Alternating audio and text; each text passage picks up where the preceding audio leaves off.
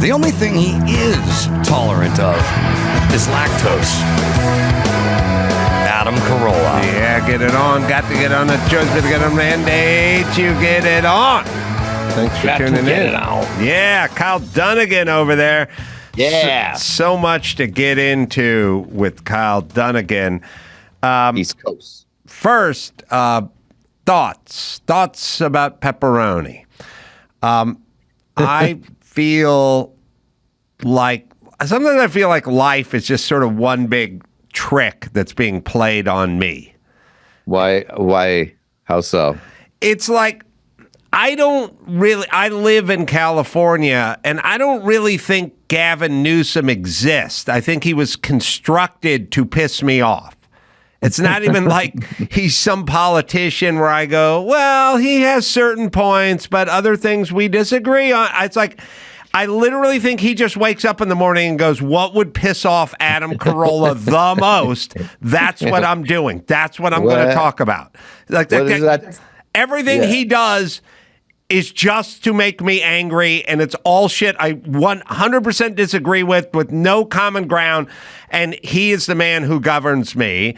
And then I turn on the radio and I hear man-eater and abracadabra, and I just start getting violent. Like, what is this? Why are we doing this? And then I realize that I do not enjoy pepperoni as a topping on pizzas.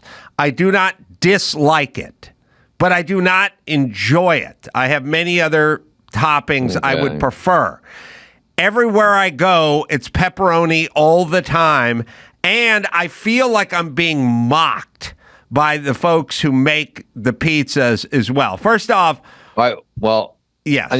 I mean, you said a lot there. I said a lot. There's a lot for you to unpack. I was up to you up till pepperoni, but we'll talk about that in a second. What did Gavin do today recently that was upsetting you specifically? Is there something? He announced that whatever Trump was going to try, he was just going to fight against whatever Trump was going to try to implement in California. I don't know exactly what that means, but I guess it means that Trump, who I would actually enjoy some of his policies, can't touch me since I'm still governed by Gavin Newsom here in California. So the election really didn't mean anything to me because I still have Gavin Newsom as my Lord and Savior.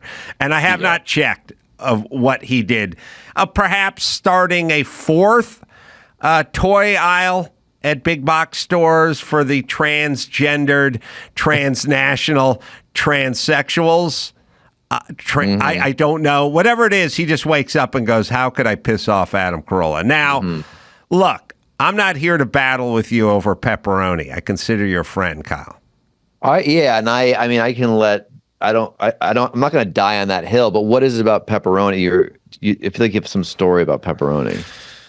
My theory is every child's life begins with children's parties where they order 5 cheese pizzas and 5 pepperoni pizzas. And that's where the indoctrination begins. That's where it begins. And then you take that, a subject I've been really thinking about a lot, and I see it with movies. I see it with young people who see really shitty comedies when they're 13 and now they're 37 and they still think those movies are funny, but it's just a vestige. It happens with music. It happens with food. It happens with art, TV shows, comedies. They're really not that good. Pepperoni is just a part of your 8-year-old past that you've brought into your adulthood. Not saying that pepperoni is bad. I'm saying there's sausage and onion. There's peppers, there's olive, there's mushroom. There's a little more nuanced, possibly sophisticated toppings than the super salty pepperoni. But I'm not passing judgment. I can say that when I was watching as America gets dumber, their obsession with pepperoni grows larger.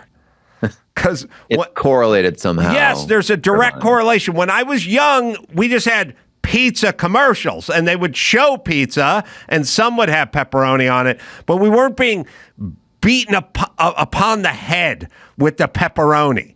I saw one on the football game the other night. It was Marco's triple pepperoni. There is no such thing as just a shitload of pepperoni anymore. They've figured out a way. Pepperoni is round. And even if you touch the pepperoni, or even if you go concentric circle with pepperoni, there's still going to be some open real estate that's not going to be covered with pepperoni. So look at this commercial, Kyle. Okay. But wait, another So-So pizza from So-So's Pizza? But wait, there's Marco's! Our new triple pepperoni Magnifico pizza is stacked with classic, crispy cupped, and new bold shredded pepperoni. Shredded. It's triple the flavor. Oh, they Marco's, figured out how to get in between. How much pepperoni can you disperse on a 14 by 14 inch surface? The answer is it's limitless now. That's a lot. Also, pepperoni is super salty, so it ends up just tasting like a salt lick. But that's their thing on pepperoni. They're going right past double pepperoni. They're going to triple pepperoni, and they figured out a technology to get the pepperoni between the pepperoni. So you can have all pepperoni all the time. Now that you're saying this, I do disagree. I definitely, and I'm being questioning myself, but I do think I like pepperoni. But now that you say, you never see pepperoni anywhere else, which is a defense of your argument. If it's so good, why isn't it's nowhere else, really? This is what I'm saying about like Fiesta mix or whatever they serve you in the air. If I can't get it on the ground, how good is it?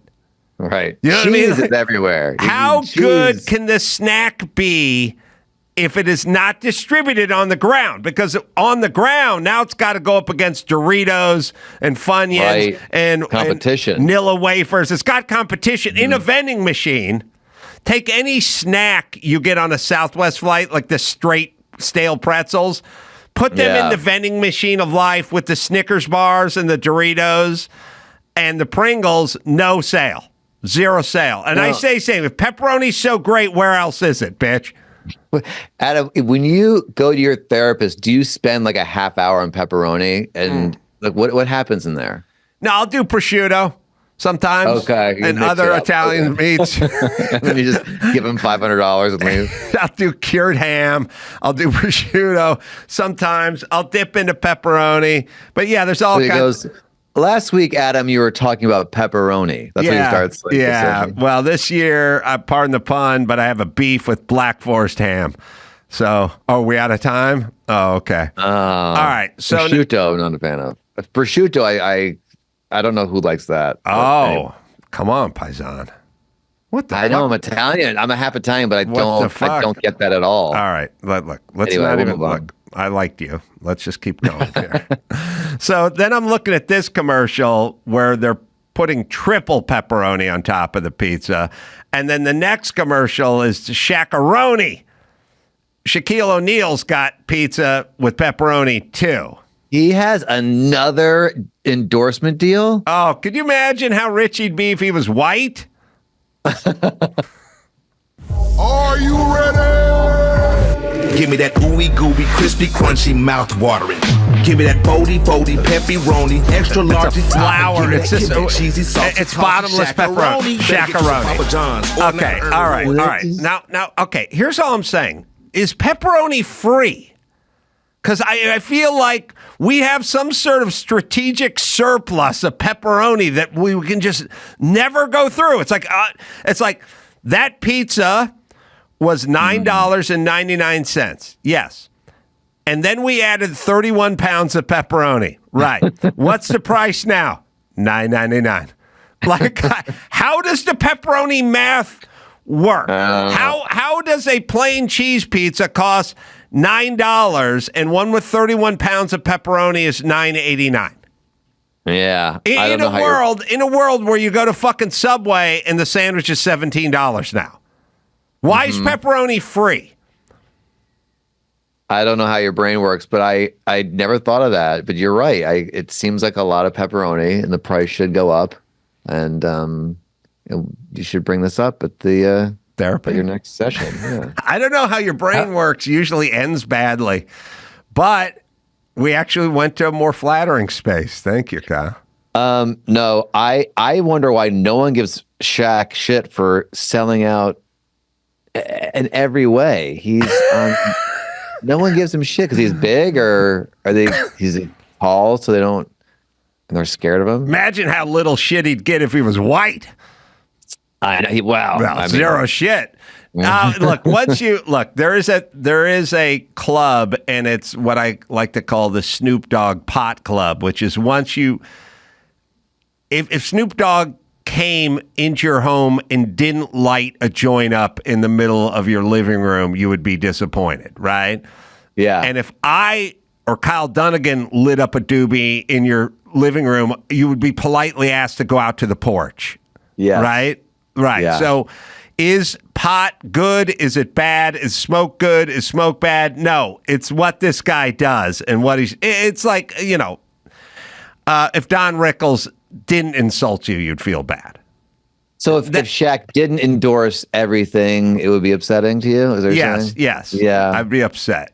There's just no, his brand just isn't, it's bottomless. He can just keep pushing anything. All right. So I wouldn't hire him because I would think the audience would be confused. Like, oh, is this the home security thing, or is he promoting the pizza? How about the cruise line? The cruise line. Well, no. What else does he do? Kyle, you bring up a valid point, which is, I don't know if it happens anymore. You probably know better than I. But back in the day, like in the 80s and 90s, character actors would get hot, and you'd see him pop up on this sitcom. Then he played the guy on that sitcom. Then he got the job as the limo driver on Seinfeld. And the next week, he's on Just Shoot Me, playing the photographer. Yeah. And you're like, does that sort of fly in the face of acting where you go, isn't that guy, that's Elaine's boyfriend? Why is he on, he's playing the gay guy on Just Shoot Me now? Like, he's got heat. He's got, you see that with commercial actresses. Like sometimes you'll see a dude or chick. It used to be this way. You'd see the same person pop up in 3 different commercials, and you're like, why are they doing this? You're playing a housewife, then you're playing a grieving widow, then you're playing a single mom. Like, right. I wouldn't use Shaq because I would be confused that you would be confused that it was one of his other products. What if he did one commercial with all of them? Like he brought a pizza to the home security place on the cruise. On a and then they go to cruise, something. I wonder I know there's nothing he won't endorse, but if he endorsed the ice even outer, the Zamboni, and then there'd be the Shaq-a-roni Zamboni, and it would be fucking awesome. Wait, what would it sound like if Shaq-a-roni had Zamboni? Shaq-a-roni Zamboni. Go jump on a Shaq-a-roni Zamboni. I don't do it to Shaq. That's something like that, right? All right. Now, you didn't think I could get more animated about pizza toppings and pepperoni. I respect your passion. I like it. I think it's good for radio. I think you have to have an opinion, and you have strong opinions, and that's good. All right. Well, I'm going to continue down that path then. Okay. Pizza was ordered for this establishment for reasons unclear to me, but pizza was ordered, and there was different types of pizzas. Now, I did the dry bar set in Provo, Utah, where pizza was ordered again. And the way pizza's ordered, wherever I'm from, everyone wants a pepperoni, and then I want a sausage and onion.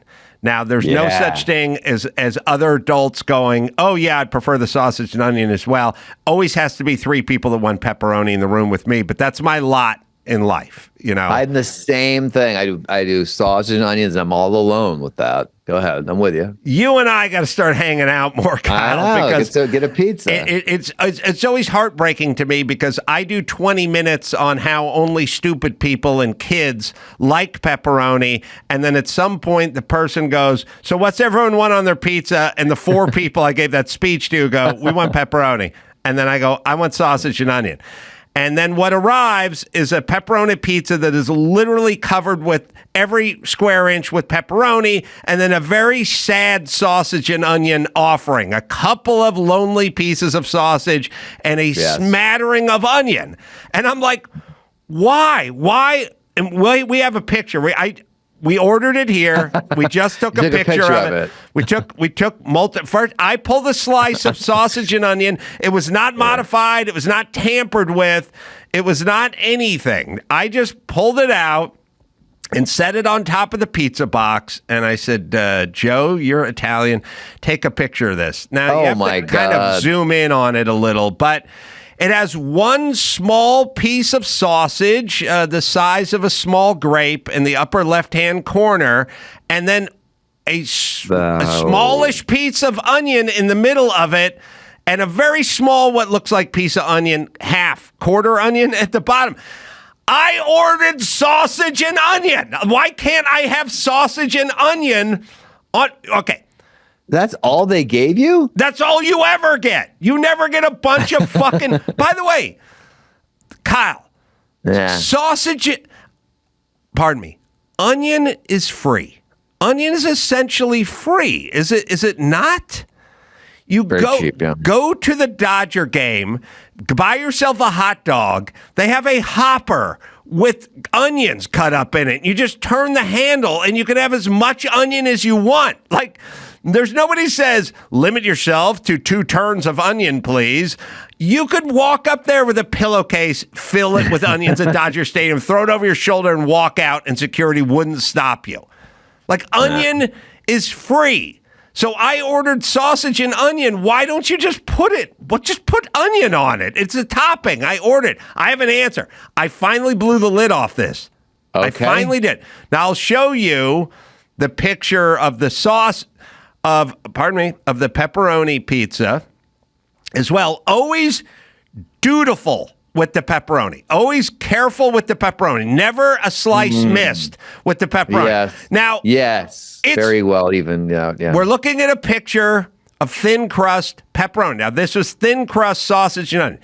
There's an average of 4.5 wheels of pepperoni on every single slice, right? Mm-hmm. Yeah. Yes? All right. Yeah. And then we get to the picture of the sausage and onion, which is how I like it. And we can zoom in a little. A smattering. Okay. But also, where's the onion? Why not? It's free. Why not just load it up, throw it on? No. Right. This is what I would call a wisp of onion on each piece. Yes, maybe one a dollop of onion. Yes. You could tell that pizza sucks, by the way. I don't mean to be a New York snob, but you could tell that pizza's gross. It is, but all I'm saying is like the person who ordered pepperoni, I too ordered a topping. Mm-hmm. Could you perhaps put my topping on my pizza, not just the pepperoni? By the way, they never miss with the pepperoni. They miss with the sausage and onion is free. So at least put the onion on. All right, now... You're not asking for special treatment. You want to be treated equally with your topping. I got you, yes. I want equality. Quality, okay. And equity.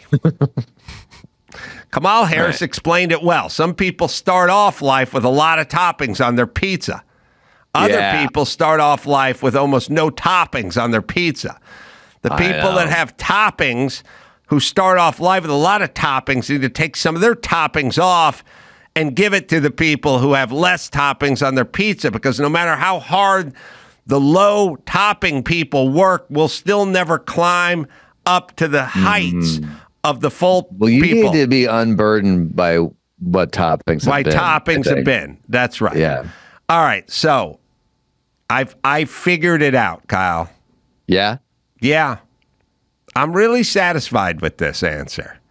Okay. Do you want me to judge it, or just want me to agree with you? No. Do you want me to be honest or just agree? Okay. How dare you even suggest that I would suggest that you agree with me just for the sake of agreeing with me?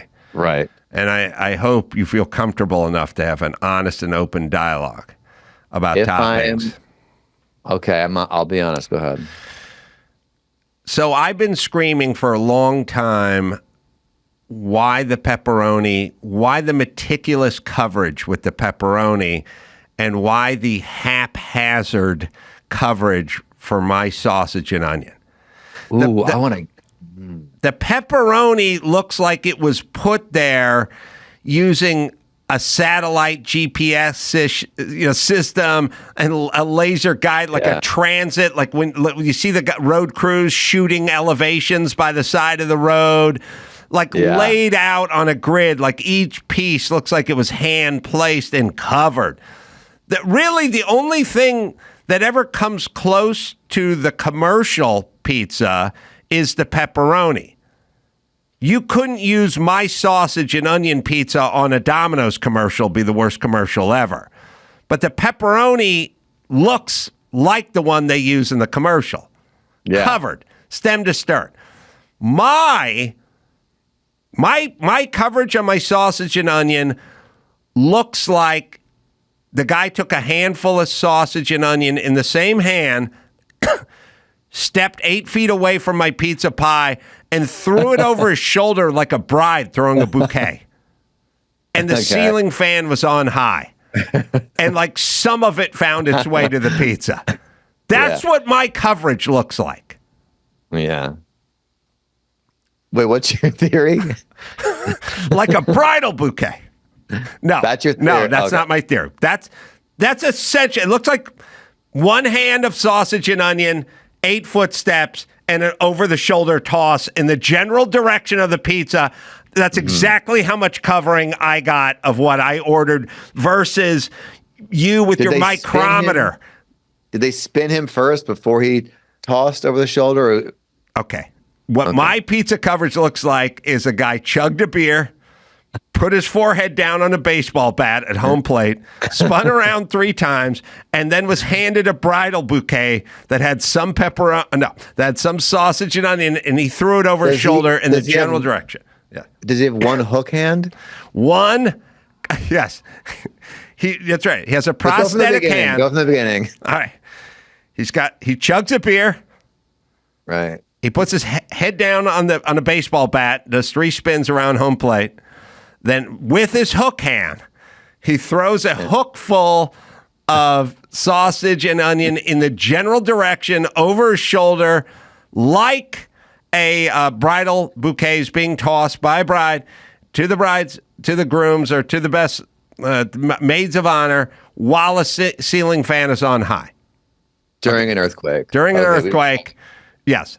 That is the coverage that I get versus the meticulous placement of the pepperoni. Now the theory. Are you ready? Yes. Okay. Yes. Okay. I think we're doing 40 minutes on pepperoni. Go ahead. Okay. All right. The people who love pepperoni, I say love pepperoni. I don't mind. I will eat a slice of pepperoni pizza. If you get me a cheese pizza and a pepperoni pizza, I will have a slice of cheese and a slice of pepperoni. Okay. Okay. Dumb people and kids love pepperoni. Smart people are okay with it, but they realize there's mushroom, there's olive, there are many other things you can put on a pizza. It's for dumb people and kids. Who is making the pizzas in the back of a Domino's in North Hollywood on a Tuesday? And the answer is a dumb 17-year-old. That guy loves pepperoni and has reverence for it. And when somebody orders a pepperoni pizza, he thinks he's picturing himself on the receiving end of that pepperoni saying, you know what? Man, this genius ordered a pepperoni, and pepperoni they shall have. Then my order comes in for sausage and onion, and they're like, some old racist fuck wants sausage and onion. Yeah, okay, but they can't love it. They can't love it. They should have ordered pepperoni. And all of a sudden, that's where the haphazard throw of it, because they're not invested in my sausage and onion. That idiot, I guarantee if that 17-and-a-half-year-old who works at Domino's went home and ordered, if his pizza order with sausage and onion, he would be much more meticulous about my sausage and onion, but his order is pepperoni, and that's why he cares. Okay, your theory is wrong. Oh, Wrong. Let me crystallize it this way. If you had a long sausage and you cut the sausage like they cut pepperoni in nice circles, I would say he would deal it like a deck of cards out nicely on the pizza. It's the big round clumps and the onions like all over the place. They don't know how to handle it. but why shouldn't every third sausage and onion pizza I order have too much sausage and onion if they can't distribute it, or too much in one place or something? It's sparse all the way through. Like, it's a pizza with onion as one of the toppings, and you're hard pressed to find onion on it. Like, somebody used tweezers and threw a couple of pieces of onion on that thing. It would be concentrated in one area, or one time be too much or not enough. Would you not like it if it was shaped like a pepperoni? If the sauce, because they do that sometimes, or like when you order like a meatball, well, maybe. I love sausage that's round sausage, not the crumbled sausage, but they don't have that. I'm just saying why the meticulous placement of the pepperoni and the abundance. I get the lack of abundance for everything, where I go, look, their profit margins are slim. This shit ain't free. They're dialing it back. But pepperoni, always abundant. Sausage and onion, which to my taste or my knowledge doesn't cost anymore, nothing. And they just charge you for two toppings. I don't even know why I'm getting charged for onions on that pizza. There's no... Dawson, you saw the pizza. Yes. Is there 11 cents worth of onion on that pizza? There's almost zero onions on that. The onions I don't understand. The sausage, I will say this, especially when it comes to franchised chain pizza restaurants, they deal with things by weight a lot of the time. And they will put a certain amount of weight of sausage, and it's going to be less sausage than pepperoni. But somebody decided Somebody decided at the beginning, yes, that they're making a pizza with not enough sausage. Yeah. But that's what they've established, and that's what what it is. Well, listen, Kyle, I'm getting tired of all this pepperoni talk. All right. I was going to keep talking about it, but you're the boss. All right. Listen, I don't want to. It's your show, man. I'm just along for the ride. All right. That's true. All right. Now, here's some other thoughts. Tell me what you think of this. Okay. The shifting gears. The Venezuelan 26-year-old guy who murdered Laken Riley. She was just some nursing student. She was just jogging, and he just jumped on her and blunt force trauma and killed her and strangled her, right? And it became a big political football kind of thing. But a couple things. There's murder. There's a couple kinds of murder. There's like Menendez murder. His dad molested him for 12 years and his mom stood by and watched, and now I'm going to murder dad, right? Yeah. And then there's I'm poisoning my husband because I want to collect his insurance. There's that kind of murder, right? Yeah. But then there's murder where it's what's that person doing jogging? And then you just murder them? That's a weird murder, right? Yeah, I don't know this case well. So was he stalking her at all, or just a person ran Dawson down? could look it up, but he was a Venezuelan migrant guy. He was 26. I don't think he was stalking her. She was just jogging in the park, in the morning before nursing school, and he just murdered her, which that's a weird kind of thing for me. She was killed while she was jogging at the University of Georgia in Athens. Oh, man. Well, that we got, but did they... Yeah, I got the part where she was jogging, she was murdered, everyone. But did they have a previous relationship, or was he stalking her? That's the whole point. I think he just killed her. Was it rape? I mean, was he trying to get some action? Was it or was it just murder? He just killed her. I feel like he's just going to meet up with some friends to play ultimate frisbee, and then all of a sudden he just saw someone jogging and went, oh, well, hold up. I need to kill her. which sounds insane, but Chandra Levy that happened to. I mean, unless it's someone who's like schizophrenic or they have something in their mind that's happening. Do we know anything about the guy? He's Venezuelan and he's not supposed to be in this country, but we released him and now they're dead. Oh, good. So I have a couple of things. First off, I want to say to any of my progressive listeners, the argument is always, well, more Americans actually kill Americans than migrants. And I'm like, that may be true, but still, if he wasn't in the country, do you think another American would have murdered her? Or might she be alive? Right. It's also, we're not comparing them to percentage of murder. We're just saying sometimes people come in this country and they kill people, and it'd be good if they weren't in the country. That's what I'm saying. Yeah. But he killed her, and so accused of attempted rape and of spying on women in the apartment, I guess, in the complex, but where she lives. So there's something, but I don't know how much of it was with her or just a general creepiness. But anyway, the guy's 26 and he's from Venezuela. Now, here's the deal. He's going to get life in prison without parole, right? Mm-hmm. Which means this guy who snuck into this country and then killed our nursing student, you and I are going to have to pay $50,000 a year for the next 50 years while this guy hangs out and beats off. No.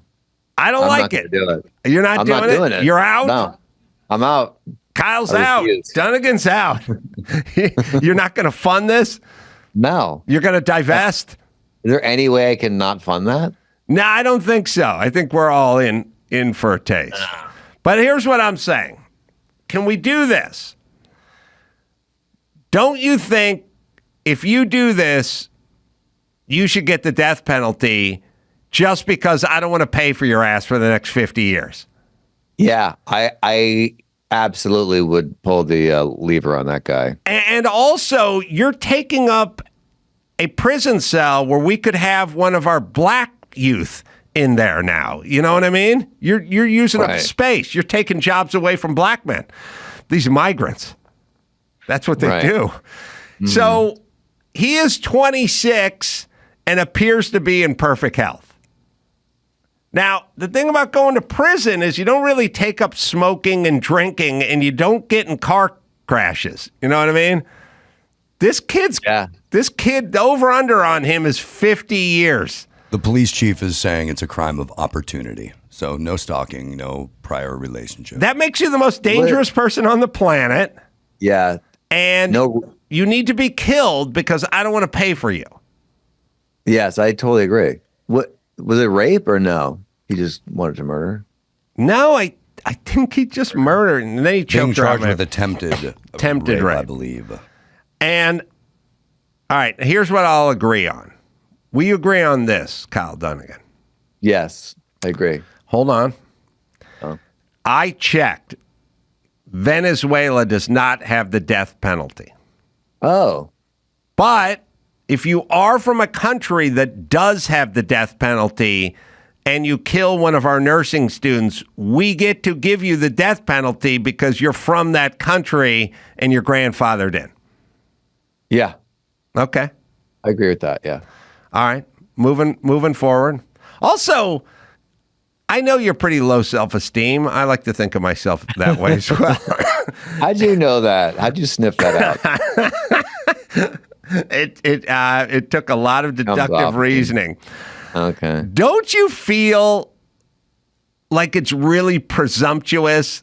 Like if I snuck into Venezuela, if I just snuck into Venezuela, right, I would mind my P's and Q's, right? Yeah. I feel like it'd be so presumptuous and so like nervy of me to go like, I'm in Venezuela. Oh, there's that Venezuelan woman jogging. I should kill her. Like, I'd be like, this isn't even your fucking country, bro. You're not even supposed to be here. Like, go find some aunt or uncle and live in their basement quietly. Like, it's a very high self-esteem movement. Like, if you're from this country, like if you're from the junior college down the street from the nursing school and you want to kill one of your own, I disagree with you, but it doesn't strike me as wildly presumptuous. You know what I mean? Do you think he wanted to go to jail and get free food and board? I mean, is that possible? So he's like, I don't care if I go to jail. It's great. I don't know. I mean, it makes sense that I don't want to sound like Trump here, Trump. So terrific. But they're not sending their best and their brightest. You know what I mean? Because he wasn't an attorney or an orthodontist in Venezuela. That's why he walked here. Yeah, right. yeah. So I think there's some of that. You know? Yeah. And maybe mental illness. Yes. Yeah. But it does feel very nervy, doesn't it? Yeah. Again, imagine just to murder in any country, you have to have. But let's picture neck out there. Let's picture a 25-year-old Kyle Dunnigan sneaking into Venezuela. Okay. And you're like at the park, and you're like, I'm really not supposed to be here, but ooh. Look at that Venezuelan lady jogging. Opportunity to murder. Don't you feel like opportunity to murder came up? Yeah, don't you feel like young Kyle Dunnigan's self-esteem would be too low? Yeah, no, I never would have made it to Venezuela. I wouldn't even be there. Yeah. But if you were, you'd probably be trying to fly under the radar. Yeah, I wouldn't even try to talk to her, let alone murder her. Does it take more courage to murder a woman or to go up and talk to her and ask her out on a date? There's an interesting question. These are vexing questions. All right. I have another one for you. All right. This is this split the room. We're going to need Byron for this one. Byron's a young spark plug and a go-getter. The other day, I believe the topic of the Merrimack and the Monitor, the ironclad warships from the Civil War, came up. Byron was not familiar with those terms, the two vessels. You are correct, sir. So, and I don't look at this as your fault. I blame the system, Byron, you know? Fell through the cracks, so to speak, as I think they say. I passed with a 2.0 GPA. 2.0? Well, I had a 1.7, so all right. We're talking about the Merrimack? No, we're not talking about the Merrimack or the Monitor. Oh. I, for some reason, spat out, and Byron, do not answer this out loud. I'll let you think on it for a second. I spat out loud. I queried in front of the room, would Byron know the name Benedict Arnold? Oh, he should. Well, that's extra pressure. I mean, that's like a saying. Then, well, now you're going to have to, you know, I don't need a zodiac sign, but I would need a brief, you know, description of that name. Was he the guy that tried to create a bunch of fake bills back when we were first starting to try, like, when we were first trying to be a country, he created a bunch of fake bills to undermine the currency and things like that. Maybe a traitor to the country. I know that, but it's traitor to the country. All right, that's chalk one up for Joe, and I think Dawson too. Right, traitor to the country. Well, now, just traitor in general. Traitor in general. All right, that's good. But then Joe, and I find this insulting. He said that he would think you wouldn't know Paul Revere, but you would know Benedict Arnold. And I said, I had it the other way. I said, no Benedict Arnold, but yes, Paul Revere. But I think you're going to go 2 for 2 here, Byron. Yeah, I've heard the Beastie Boys song. I know Paul Revere, Yeah. All right. Yeah, the British are coming. All right. There you go. Oh, all right. Pretty good. 2 for 2.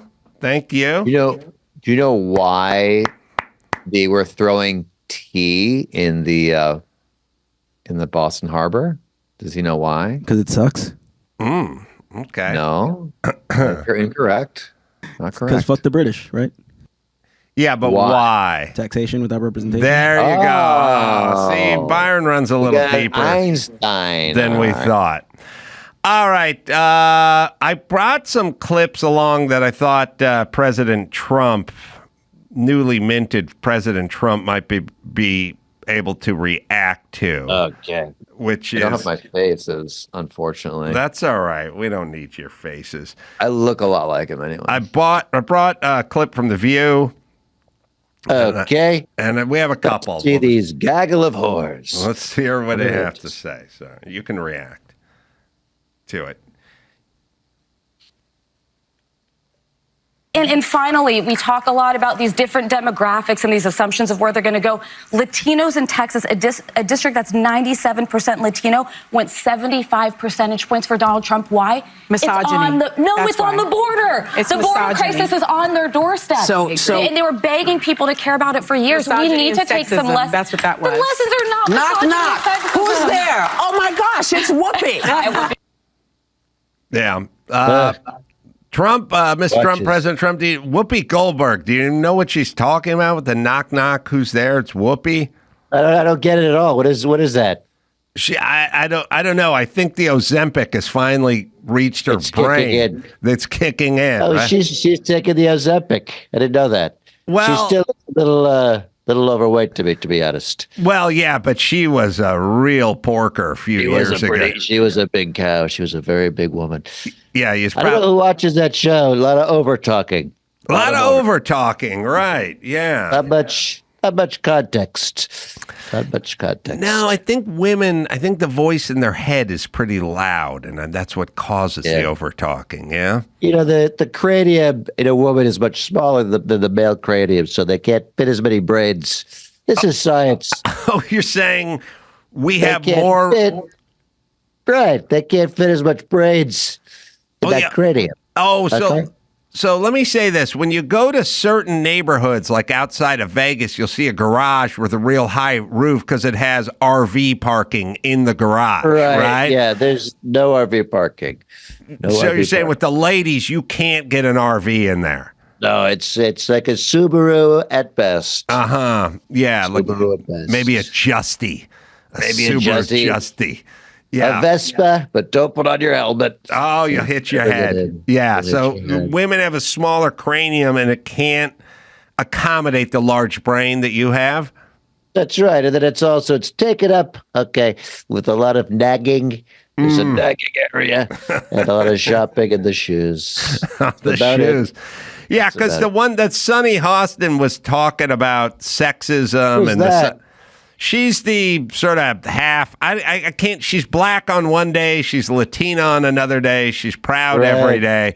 But she's explaining that the reason Hispanic men voted for you is because they're sexist and they're xenophobic or something. They don't like women. Right. They have to do this. They have to come up with an excuse. It's always the guy's fault. Yeah. Yeah. And then there's another clip. I think it's Joy Reid, I believe it is. Somebody Does anyone should have a be normal name? moving toward that. Sunny, Yeah. Whoopi, and Joy. No, I know. Where's the Susans? What is this? What kind of show is this? I know there's nobody who has a regular name anymore. Yeah, Betty. Is there a Betty on that stupid show? There's no Betty. Look at this. Look at this. Trump 50 points. What a beautiful. Look at that beautiful picture right there. Now I think The Joy big Reid smile. is upset. She's on MSNBC. You can respond to this. Yeah. Black voters came through for Kamala Harris. White women voters did not. That is what it appears whites. happened in that state, is that if you can't flip enough white women, and we've talked about this on this set numerous times, is that you have a state where you've got a 6-week abortion or a 12-week abortion. I think theirs might be 12 weeks. Good But Lord. it's a What state a where haircut. women lost their reproductive rights, where there was a very heavy push to get women to focus on not putting in place, re-electing, putting back into the White House the person who was responsible for taking those rights away and restoring them. But that message obviously was not enough to get enough white women to vote for Vice President Harris, a fellow woman. This will be the second opportunity that white women in this country have to change the way that they interact with the patriarchy. And Yeah, the patriarchy. Now, Shut can I ask you a question? Shoot. She said didn't get enough, and I think she said enough white women to vote for the women. I mean, you can Play back the last 30 seconds. She said something. God. Sorry, You gotta hear this sorry, woman again? Mr. Trump. We'll hear it. We'll just hear the last 30 seconds here. I'll plug my ears. Plug your ears. Yep. But it's a state where women lost their reproductive rights, where there was a very heavy push to get women to focus on not putting in place, re-electing, putting back into the White House the person who was responsible for taking those rights away and restoring them. But that message obviously was not enough to get enough white women to vote for Vice President Harris, a fellow woman. This will be the second opportunity that white women in this country have to change the way that they interact with the patriarchy. All right, so let me tell you something, Adam. Let me tell you something real quick here. You know, I love all races. I love them all. Trump loves them all. But my favorite's got to be the whites. It's got to be, by a hair. Yeah, it's close. It's a close race. It's real close. I love them all, but the whites really came through for Trump this time. Yeah, So well, terrific. she's blaming white women for saying she's not voting for a fellow woman. But it's stupid, yeah. But in the title, white woman, the first word is white. You're white. Kamala Harris isn't white. Right. I'm using her argument is listen, race hustler, Joy, race hustler, you demand that everyone vote their race, don't you? You want Hispanics to vote for Hispanics. You want blacks to vote for blacks. So why can't whites vote for whites? Those fellow women, but how about fellow whites? She was voting her race. Yes. She was voting her race. Cannot blame white women because you can't say the title white women without first saying the word white. And last I checked, you're white, Trump. That's right. She was voting her race. I'll tell you, I don't know who's watching that terrible show, but it's a total disaster. And the ratings are terrible as well. I don't know if you know the ratings of that show. I do love that Trump's obsession with ratings is so awesome to me. I mean, all he cares about. The first time, I think the first time, maybe, I think the first time I ever met him, he told me all about ratings. I was marriage ref, right? Yeah, he just told me about ratings. He was talking about ratings. I've had multiple TV shows and never talked about ratings as much as he talked about ratings. And it wasn't even his show. It was just a show he was going to be on. Right. I don't know. Something to that positive talking seems to work. Oh, it worked on me. He slapped me on the back and told me we're going to be number one. Were you? No. Okay. I say no. I didn't even check. I just felt good in the moment. Yeah. And you know what? I didn't want to know. You know what I mean? Yeah. Like we're gonna build a big, beautiful wall, and we're gonna get Mexico to pay for it. Good. Now I'm going to bed, and I feel I just good. wanted to hear that. I just wanted to hear that, and that we're gonna be number one on Marriage Ref. Yeah. Yes, that's all I wanted to hear, and now I'm going to bed. And I didn't want to check the ratings the next day because I'm sure we would have been, 28th in the demo or something, and I didn't want to know. Yeah. I also had, I don't know, Joe, if you pulled this, but one of my greatest Kyle Dunnigan moments was when we would do Sylvester Stallone trying out for the Best Seasons salad dressing commercial. Was it Good Seasons? Best Seasons? Yeah, you had me audition a lot for that. These are all vestiges of my childhood, just these weird little fever dreams from my childhood. And I think we had, now what it always cracked me up because when I was like 8, I used to see these commercials. Was it Best Foods, Best Dressings, Best Zesty? What was it called, Joe? What was that product called? We'll find it. Anna Maria Alberghetti was the spokesperson for Best Seasons, Four Seasons, Good Seasons. Good Seasons. Good Seasons salad dressing. And I always liked it because the kids and the whole family seemed to know who Anna Maria Alberghetti was, although I was 8 and I didn't know who Anna. Ask Byron if he knows who Anna Maria Alberghetti is. But no, doesn't know that one. Was she famous at all back then? Or do they just make her famous in that commercial for that commercial? There was a thing they would do in 70s commercials where they made kids recognize old famous people like it was a big deal. Because I always remember Phil Rizzuto for the Money Store. Phil Rizzuto was like 74 at the time, and there's like a 6-year-old boy. And Phil Rizzuto wasn't even wearing... I remember that. He wasn't even wearing his Yankees uniform. He's just wearing a suit.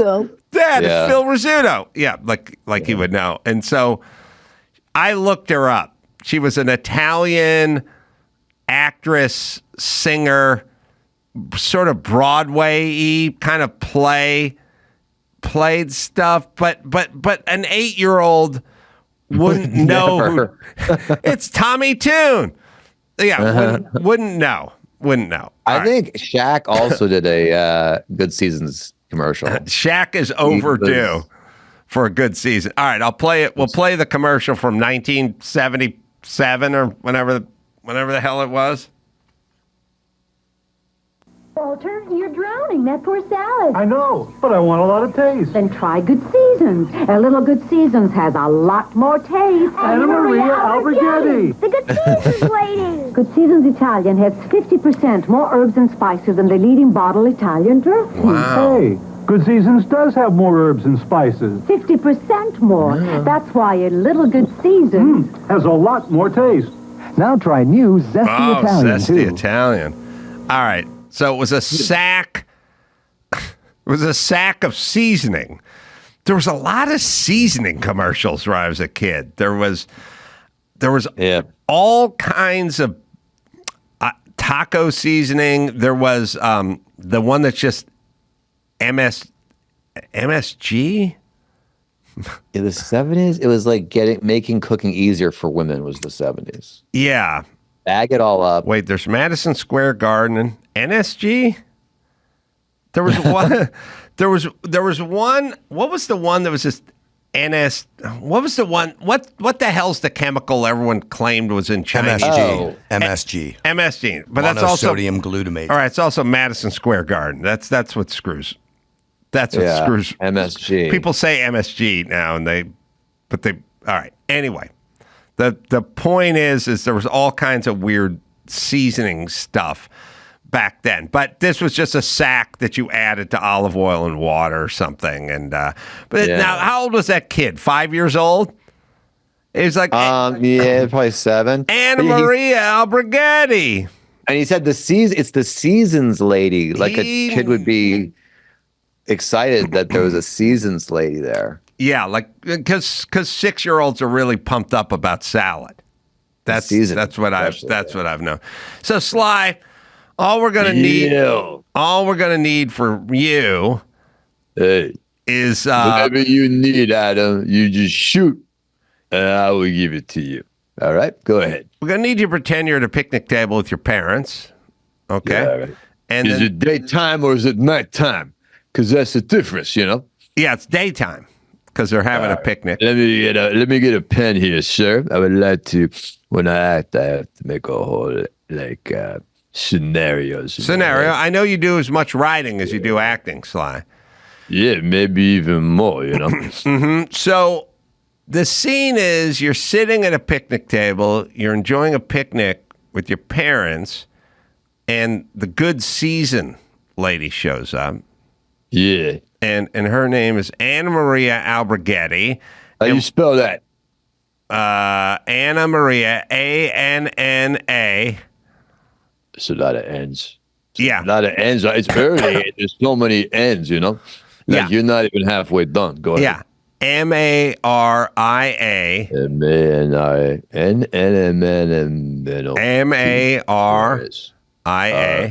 Anna Maria. Anna Maria. Yep. All right. Last name, Alberghetti, ALB. Jesus Christ. ERG. Yeah. HETTI. That's like all of the letters, you know? Yeah. That's like all of them. Some twice, even. Yeah. That's true. You don't see that much, you know? Yeah. And I mean, Mario Andretti, maybe. See, some of the same letters. All right, so she comes in. She comes in, and your job is to just act surprised and say, it's Anna Maria Alberghetti, the Good Seasons lady. All right. It is, how old am I? You're 7. All right. Do I have any sort of dyslexia or Asperger's? It's a pretty short commercial, so if you do, we're not going to dwell on it. All right. Any recent injuries? No injuries, no food allergies. All right. Have I ever made love in my life yet? Well, remember your character's between the ages of 6 and 7, so... Yeah, so has he ever made love yet? Oh, okay. I'm still going to answer. I'm going to go no, then. All right. Not yet. All right. I think I got it. All right. So I'll cue you when you deliver your line. All right. Family picnic, eating boring salad. Dad drenches salad in bargain basement, salad dressing, and cue Anna Maria Alberghetti, and cue line. Anna Maria Alberghetti's. You got to be kidding me. That's a spaghetti lady. I don't believe it. Dad, you seeing this? Yeah, no, that was good. Okay, let's stop down on that. Yeah. I felt good. A lot of times you can feel in your guts if it weren't good. No, the energy was there, Sly. You deviated from the line a little bit. She's the Good Seasons lady. I think I said that. Nah, I think you said spaghetti lady. Oh, I said spaghetti lady. All right. Right, and then you pointed at Dad and gave a line to him, which is not what in the script. That's improv. Yeah, I know, but this is just a 30-second spot. So all right, I'll keep it short. All right. Maybe we should let's run the spot one more time just to give Sly an idea of what his character is going to be doing. Remember, you're the give me a little shot. Give you a little shot. See the little boy over there. And she doesn't say spaghetti. This character don't say spaghetti lady. There's no well, spaghetti. We're not selling spaghetti. Remember, selling salad dressing here. Sly. Spaghetti's got nothing to do with it. All right. Well, Alberghetti sounds like spaghetti. Yeah, that's where I got confused. All right. Walter, you're drowning. That poor salad. I know, but I want a lot of taste. Then try Good Seasons. A little Good Seasons has a lot more taste. Alberghetti's. I don't believe it. Seasons lady. Good Seasons Italian has 50% All right. The more Good herbs and Seasons. So spices it's than Anna Maria Alberghetti, the Good Seasons lady. All right? Good Seasons. Let's go. Come on. All right. Come on. Take it from the top. Yeah. Dad pours copious amounts of salad dressing over This boring. picnic sucks, Dad. I hate this picnic. Yeah, hold on. Let's get to your line there, Sly. And I'm coming. Anna Maria, cue Anna Maria, and she steps in, and boy's surprised, and he says, "Oh my God! Holy shit! Oh my God, Dad! You see this? Smear of Getty's. I don't believe it. What is she doing at our picnic, Dad? That makes no sense. No sense." All right, Sly, let's just see if we can get an Anna Maria Alberghetti clean. Let's just see if we can get a clean Anna Maria Alberghetti. All right, you tell me when. Let's do 3. 3, a surprise, big, medium, and smaller size. Anna Maria Alberghetti, surprise. Okay, here we go. Surprise is Anna Maria Alberghetti's. But Sly. Yeah. Okay, this one's on me because I said the word surprise. And it was a surprise. Right, but I'm feeding you lines, but I'm not feeding you all of them. All right. Okay, so just say in a surprise tone, it's Anna Maria Alberghetti. Oh, yeah. Surprise tone. Tone. Oh. Tone. So over directing, in my opinion. I don't want to say the word surprise. Yeah, all right. But it is a surprise. Well, it is a surprise, but we'll hear that in your voice. All right. That's right, of course. Okay. All right, let's one more time. Come on. Yeah, all right. You ready? And action. I'm sorry. Action. Hey, who's that lady? I sense there is a lady behind me. I shall turn around and look, to see who the lady is, because it shouldn't be anybody else. It's just my family here, Yeah. Oh, my goodness. I don't believe my eyes. It's the spaghetti lady. I don't believe it. Dad. Yeah. Dad. No, he's not. Come on. All right. That was good. There's a lot of good stuff. Can't you cut it together? There's a lot of good stuff in there, Sly. Yeah. Right. We can cut it together, I think. I think you can use that and cut it together. We have an edit bay, but we don't have a magic wand. And what I need, Sly, for you is just to get 3 clean. It's Anna Maria Alberghetti in a surprise tone. All right, why don't you do the words Anna Maria Alberghetti's in one syllable at a time, and I'll just mimic you. Then you could cut that together. Does that work? Okay. Yeah, I'll try that. Right. You want me to do it? Yeah. Okay. It's Anna Maria Alberghetti. Well, you did it fat. Just do one syllable at a time, and I'll just mimic it. Oh, okay. Got it.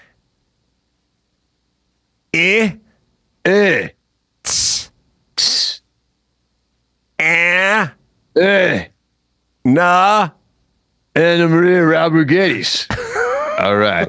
Yeah. I think we got it. I feel good. I think we need a clean. It's good. It was pretty good. But I think there's a better one in you, Sly. Anna Maria grabs the spaghettis. Anna Maria grabs the spaghettis. Anna Maria. Don't believe it. Let's break it down. Anna Maria Alberghetti's. That's what I said there. Alberghetti. Yeah, Alberghetti's.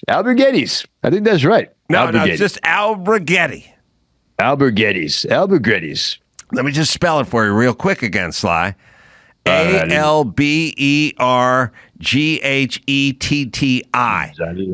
After L, I really checked out there. But I do believe it's Alberghetti's. That is what I do believe. Alberghetti. Alberghetti's. I forget. Just try one where you leave the S off at the end. Alberghetti's. Okay. Well, you know what? Maybe we'll just. I know guys who can do the voice, and maybe we'll just slug that in. You could use AI as well. I use AI. Also, Kyle Dunnigan is a good friend, and we'll use your Anna Maria. Yeah. And then let him do the Alberghetti's. That's a good idea. Right. So but let's just get a couple clean Anna Marias, and then I'll get Anna Maria's. No, but no S. Just Anna Maria. Anna Maria. There you go. Anna Maria. Anna, Maria. Yeah. If you could not snort in between, though, you know? Yeah. I broke my nose twice, Yeah. In a fight. Oh, in a fight, yeah. But I'm just saying, if you cannot snort in between. Anna Maria. Beautiful. That's her take. All right. Is Mayhem here? Oh, okay.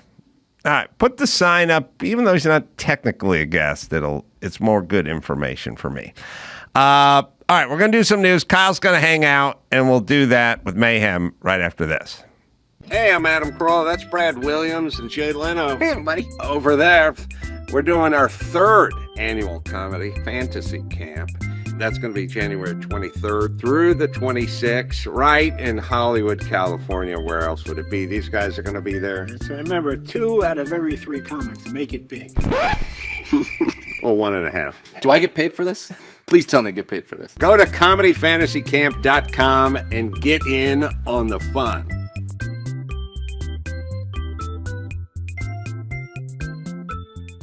Well, it's the best time of the year to get some home security going, and that's where Simply Safe comes in. They're giving my listeners early access to the Black Friday sale. That's right. You get in early. Ground floor, Simply Safe's new Active Guard outdoor protection changes the game by preventing crime before it happens. Right. You don't want to get a busted window, someone in the house, then you find out. No, this nips it in the butt. If someone's lurking around and acting suspicious, agents see them in real time, talk to them directly, set off a spotlight, even call the police. No long-term contracts. And by the way, I think they use AI to recognize the friendly neighbor or the person that's walking their dog. No long-term lock-in contracts, cancellation fees. It's around $1 a day. That's not much to spend for security. This week, well, you can take 60% off any new system with the Select Professional Monitoring Plan. It's their best offer of the year, and it's all for you. It's Simply Safe, right, Dawson? Head to simplysafe.com/Adam to claim your discount and make sure your home is safe this season. Don't wait. This offer won't last long. Keep your home, your family, and your peace of mind protected with Simply Safe. There's no safe like Simply Safe. Here's a memorable moment from the Adam Carolla Show's Ace Awards archives. Trump is a cancer on our democracy. He must be rejected by all patriots. That's not even an insult. Cancer's good. Spreads around, grows. All right, what do you think, Gina? Is it George Takei? Oh, sorry. Oh, jeez. Alyssa Milano? Oh! I want to hear it one more time, once in Chinese, so I can get the Takei vibe, Japanese. And once as a chick. I think he's Japanese. Yeah. Oh, come on, same thing. You know what they sound like. He's Japanese. It's a different culture. Right, that's what I said, Chinese. Chinese, Japanese, dirtiness. Come on, read the tweet. Now, for some new memorable moments, let's get back to the Adam Carolla Show. Kyle Dunnigan has got comedy dates coming up. It's going to be at the Mothership in Austin. That's Rogan's Club. That's going to be December 6th to the 8th. Hey, let me ask. Doing a tour. KyleDunnigan.com. Put your email and where you live, and I'm coming to a bunch of towns. No spam. Very funny stand-up comedian. While he does all the voices, he still just does the stand-up too sometimes. I mean, quite a bit of the acting. It's very funny on its own. He doesn't use the voices as a crutch. Let me ask you this about the Mothership. Couple good things there. I was there, I don't know, 3 weeks or a month ago, just kind of dropped in on a Tuesday night. The place is full because it's filled with tourists now. I know. And do you need to sell tickets at this place anymore? No. Because, you know, when Adam Carolla is going to Magooby's Joke Hut in Timonium outside of Baltimore, Adam Carolla needs to sell tickets. Otherwise, there's not just a group that comes in and hangs out in Timonium outside of Baltimore and Magooby's Joke Hut in a strip mall. But I walked into the Mothership, and the place is packed on a Tuesday night, just like a popular club would be packed, regardless of who was doing the performing. Yeah, I don't need to promote that place at all. It always sells out every show. New York, I burn my audience in New York. I have New York shows coming up, and I have to promote the hell out of those. And then they also do something which is fantastic, is you sit up in the green room, and there's two monitors, and they just have whoever's been on stage and the time they've been on stage. Yeah. Because all anyone wants to know is how much time and how long has the guy been on in front of me, and then is he doing 15 or is he doing 20? Did they light him? But they figured out that guy's been on stage, and he's been on stage for 11 minutes, and you just go, what's he doing? He's going 15. And then you go, when am I going? You're going after him. I go, all right, I'll start making my way down. You know, like lowers your anxiety and the whole thing. Yes, you just see how much time everyone's doing. And if someone's being a dick and they're up there for 23 minutes and they're supposed to be doing 15, then you'll know that as well. Last time I was in that green room, Ivanka Trump was there and her husband, and they were sniffing the salt, the smell salt. Do you see that in there? They have little cups of smelling salt? Yes. I did not snort it. I was there with Tony Hinchcliffe and Chris DiStefano and Ron White. I think as I think Yeah, he's about there it. a lot. Yeah, it was fun. Anyway, sorry. You don't need a plug for that. Do we have, what do we got? We got some news? We got some news. Mayhem here with the news. Costco forced to recall 80,000 pounds of butter for the dumbest possible reason. Care to guess? Care to gambit? Care to wager a gambit on why they recalled 80,000 pounds of butter?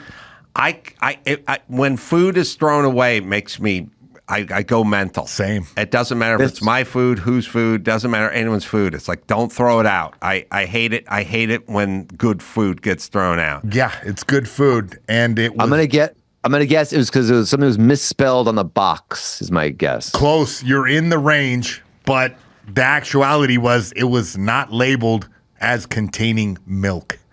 They asked people to get rid of it, throw it away. I don't understand. Kirkland signature butter, the gold standard for butter. Yeah, 79,200 pounds of butter. They told her to get rid of it. And again, this goes in the category of conspiracy for just a wacky news story, because what the hell did they do that for? They didn't leave it, and now 80,000 pounds of butter was recalled because But no one's going to turn their butter in. That's what I'm saying. It just drums up a little paper, and Mayhem talks about it on the news. That's right. And we're talking about the butter. Nothing's better than butter, is there? You just can't improve on it. It makes everything better. Yeah. Butter makes everything better. It's really the bacon of butter. It's good on pepperoni. It's good. No, I just mean corn on the cob is fine. Add butter, ooh la la. Yeah. We've had a real food theme It's today. culinary-based theme. I'm hungry. Butter's the blowjobs of milk products. Yes, I agree. it's good. It's just everything's better. Everything's better with it. Yeah. Next up in the news, the Washington Post advice on what it takes to immigrate outside the U.S. after Trump's victory. Yeah, they released an entire guide for Americans seeking to immigrate to a new country. There's a growing number of people looking to move out of the country. But don't you feel sorry for these other countries? Because all we're doing is handing them the cream of the crop of our narcissistic, self-entitled douchebags. And rich.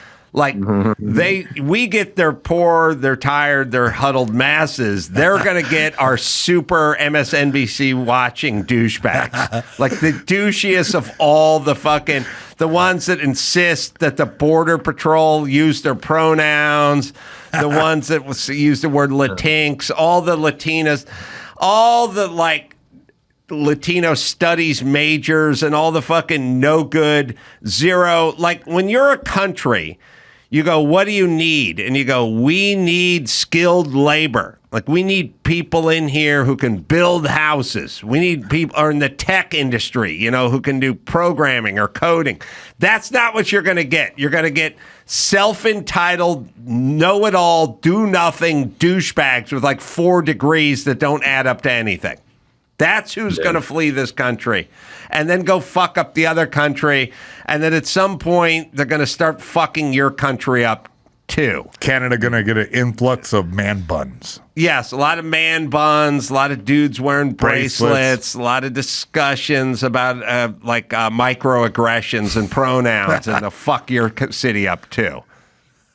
I would rather have Venezuelan gang members move into my city than these douchebags. I really would. At least I could spot them, Yeah, I looked into it. Yeah, they weren't very helpful with their advice either. It was just, basic stuff on what countries don't have guns and what countries are the best to move to. I didn't. Oh, because they're going to want safety. They're going to want low gun ownership, high taxes, lots of college-educated social people. programs. Lots of programs. Yeah. Yeah. Mm-hmm.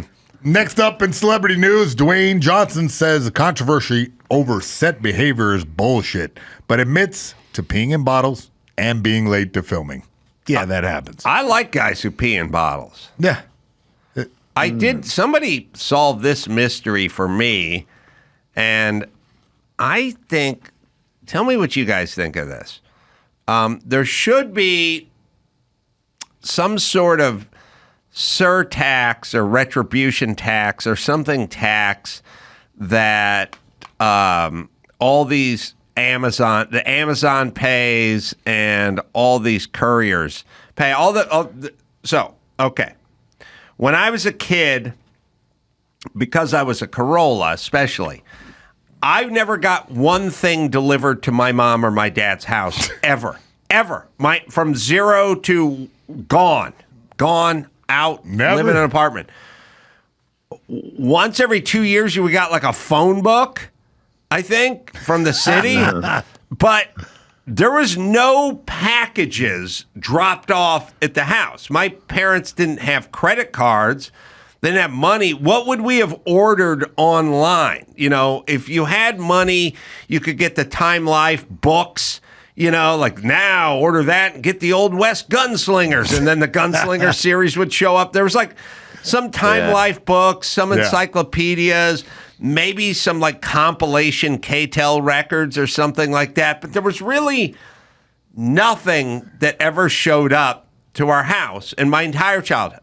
And then we're now fast forward to it's like, my daughter would go out in the morning and her fucking breakfast would just be sitting there. Like, oh, yeah, they brought Starbucks, brought the stuff over. And then she'd go out that afternoon, it'd be a box of shit she ordered the day before from Amazon. Like, it was just every day. Yeah. Groceries, food, boxes showing up. So there are Amazon trucks and there are DHL trucks and all the delivery systems, right? None of these trucks have a bathroom. And in LA, no business lets you use their bathroom because there's so many fucking homeless people. Yeah. And everybody who bought a gas station, find me a commercial from Murph from Union 76. You remember Murph? Drive Murph. Commercial gas station owners. There was a Union 76 commercial from 1975 or whatever. The reoccurring character was this guy named Murph. He was a redheaded, Irish guy, salt of the earth Murph. And he would just come out, and he'd be wiping something down, and hey, Miss Johnson, looks like you used a couple pounds in that front right tire. Put some air in it, Murph. Will do, and he'd go down and do it. And then someone would need to use the bathroom. Go right on in, kids. Use the bathroom. You want me to top that oil off, Miss Johnson? That's what gas station owners used to look like. Now it's super angry foreigners.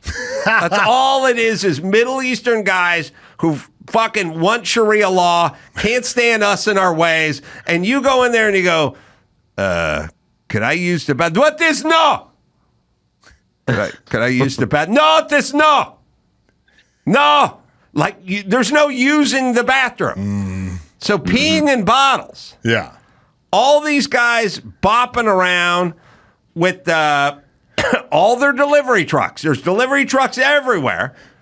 These guys are out on a 9-hour shift.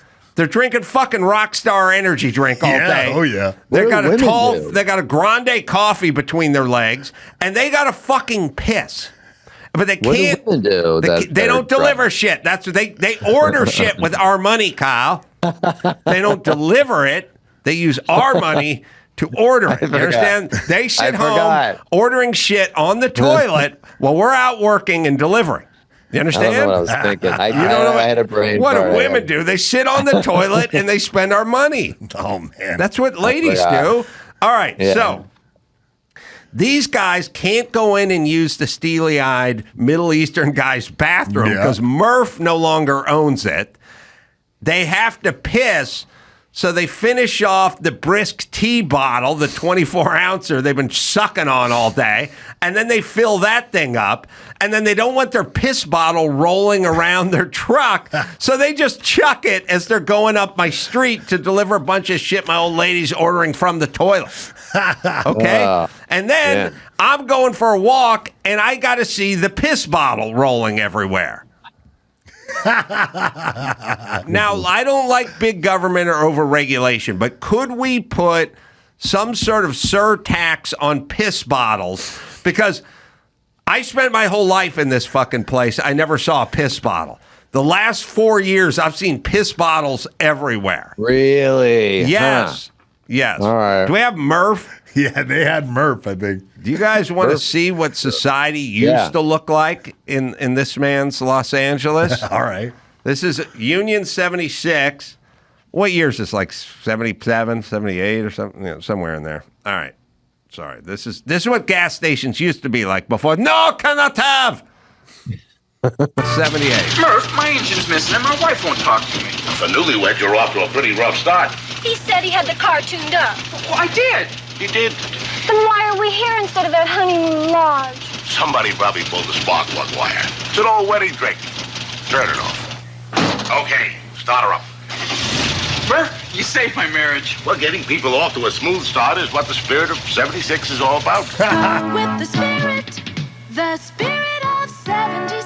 So now if they came in, that guy'd be like, get the fuck out of here. You should have your hands cut off for touching your wife's vagina. But you're going to ruin my marriage. Leave, infidel. Well, let me go and get my machete. I think Murph was a drinker. That face is a bit red to me. Oh, yeah. I'll find us another Murph commercial. I'm just saying that's what a gas station owner used to look like in Southern California. Yeah. All right. You could use Murph's bathroom all you wanted. There is no using anyone's bathroom. And by the way, the homeless have ruined it for everybody because normal people can't use the bathroom at the Starbucks or at the liquor store. There is no more usage of the bathroom because homeless guys are shooting up in there. No, you got to go up and get a code like you're about to enter the White House. Yeah, this guy just fills his empty brisk bottle up and then fucking goes by Carolla's pad and throws it on the driveway. That's where we're at. Murph! We got another Murph?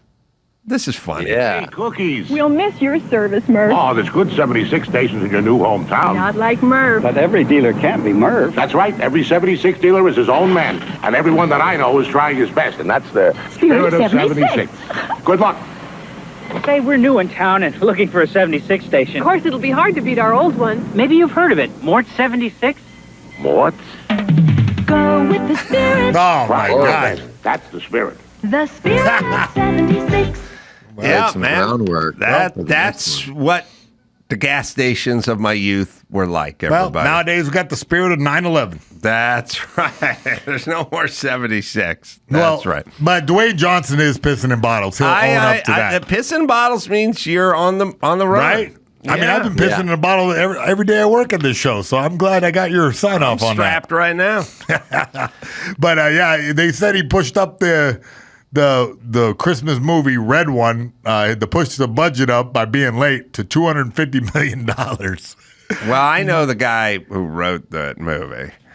Now, so the guy, I just talked to him the other day, Chris Morgan, the guy who did all the Fast and Furious movies and then went on to Hobbs versus Shaw. Yeah. Also did Bird Box and all that. That's Chris. And he wrote that movie.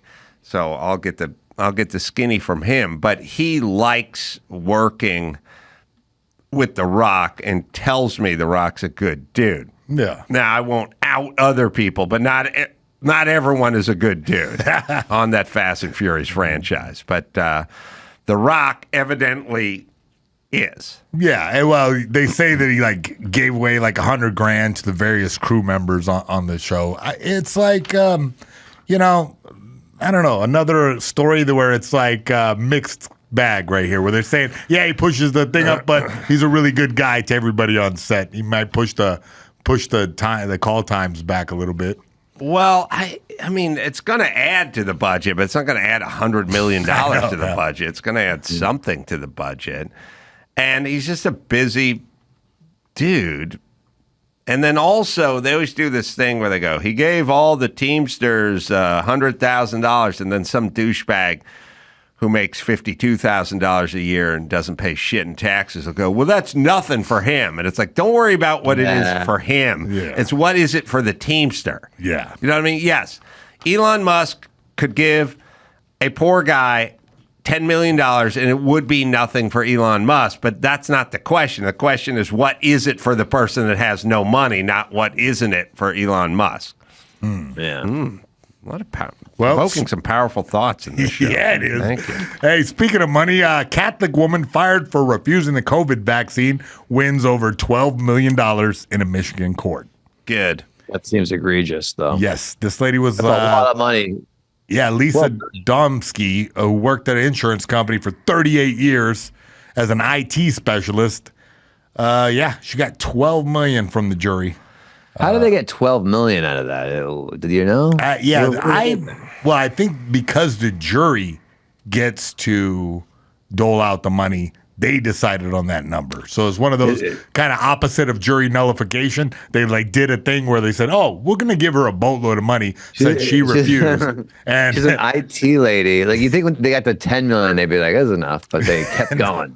Yeah, that was the argument. That was that she didn't even work on site. She literally worked from home in her basement office. So she literally was so far away from the job site where she never had to interact with anybody, but they still made her take the shot. Yeah, well, there's two kinds of payments. There's one is to repay the person and make them whole because they lost a limb in a punch press, and the other is to punish the business. Mm-hmm. This is probably a punish the business. That was the $10 million in punitive damages, and then $1.7 million in lost wages, and $1 million in non-economic damages. I don't know what that last one is, but essentially it came up to $12.7 million, where they got taxed right there. Yeah, all the people that tried to force everyone to get vaccinated can go fuck themselves. And also the federal government tried to do it too. Like, I know Biden always talks about freedom, except for he was trying to get OSHA to mandate everybody get vaccinated until they fought it and went to the Supreme Court. So Fauci's fucking bad. It's going to get worse. There will be more bad news coming out about Fauci and his dealings and all that shit. I was just listening to a replay, I think, of him talking about getting everyone to get vaccinated by shaming them and fucking them up. And he's a bad dude. Now, the thing about Fauci is he's a bad dude, but he comes in a really fun, nice little bite-sized package. And people like him, but he's really a fucking shitty guy. And he was compromised, and I told everyone he's compromised early, and he was, and he still is, and there's nothing that'll convince me any otherwise. But more shit will come out, and more FOIA requests, and more emails with deleted shit on it. But here's what I said to someone. I was doing a interview this morning on the radio, and somebody said, "What do you think about all these people that caused all this damage during COVID?" And I said, well, I'd like their reputations destroyed. And for some who did a lot of real damage, and if it's proven, prison time. And then the person said, well, do you think Fauci should go to prison? And I said, they sent Martha Stewart to prison. They sent Martha Stewart to prison, and her thing was about insider trading for $45,000 worth of stocks. This guy did a lot fucking more damage than Martha Stewart did. Here's all I'm saying. If Martha Stewart can go to prison, anybody can go to prison. If the federal government can go, this person is accused of insider trading to the tune of $45,000, but we never proved she did insider trading, but she did lie when she was being interviewed by the FBI. So for that, she's going to prison. Then that's crazy. Technically, Fauci can go to prison in the world I live in because his damages would add up to a lot more than $45,000. But what kind of charges, though? I'm not really educated on this. Like what? Well, first thing first, he was doing gain of function. He was doing gain of function research in Wuhan. Like, basically, Obama said you can't do this kind of bioweapon testing here. And then he went, all right, well, what if they do it in China and we'll just pay them to do it over there? So he just outsourced it. Then he got grilled by like Rand Paul or someone about it, and he kind of danced around his answer, but it was bullshit. He was doing gain of function. In China, he also knew where the virus came from because they were working on it on this Chinese lab. He didn't want us to know it came from the lab where he was working on gain of function, so he kept pushing the wet market thing. Natural immunity, all of the vaccinations. There's a long laundry list of shit he lied about that he knew about that potentially endangered people or certainly cost our economy a lot of money. I'm just saying, potentially, there's a lot more reasons he could go to jail than Martha Stewart, and Martha Stewart went to jail. So went to prison. So somebody's going to make that case. You'll see. It'll keep. No news will ever get better for Fauci. It all gets worse. It's all another email dump. It's all another FOIA request, and you'll know he lied. He lied about the origins right off and never stopped lying about it and colluded to lie about it. So he's not a good dude, and he's a liar. And there's people who know a lot more than I do who could probably make a better case for it. But he probably has a subscription to the Washington Post, and he can find out how to go outside the U.S. Yes, my feeling. I'm just saying, if Martha Stewart can go in the joint, we all could go in the joint. Oh, man. All right, you got another one, or you? No, good? hey, that's the news of the day. All right, let's see. We got you guys Office watchers here. Oh yeah. You know what's great about The Office is my kids were born. What year did The Office go off the air? And we'll figure out what year. From 2013. Okay, so my kids were 5 or 6 or something when the Office went off the air. But they watched every episode when they were 14, which is good. It's nice. Not that they'll ever go back and revisit The Man Show or anything that I've been involved with, but they will support other actors in this town. So Brian Baumgartner is going to come in from The Office, and then also Ben Silverman is going to join us as well. Ben is he's one of the producers from The Office, but also let's see, Jane the Virgin, Ugly Betty.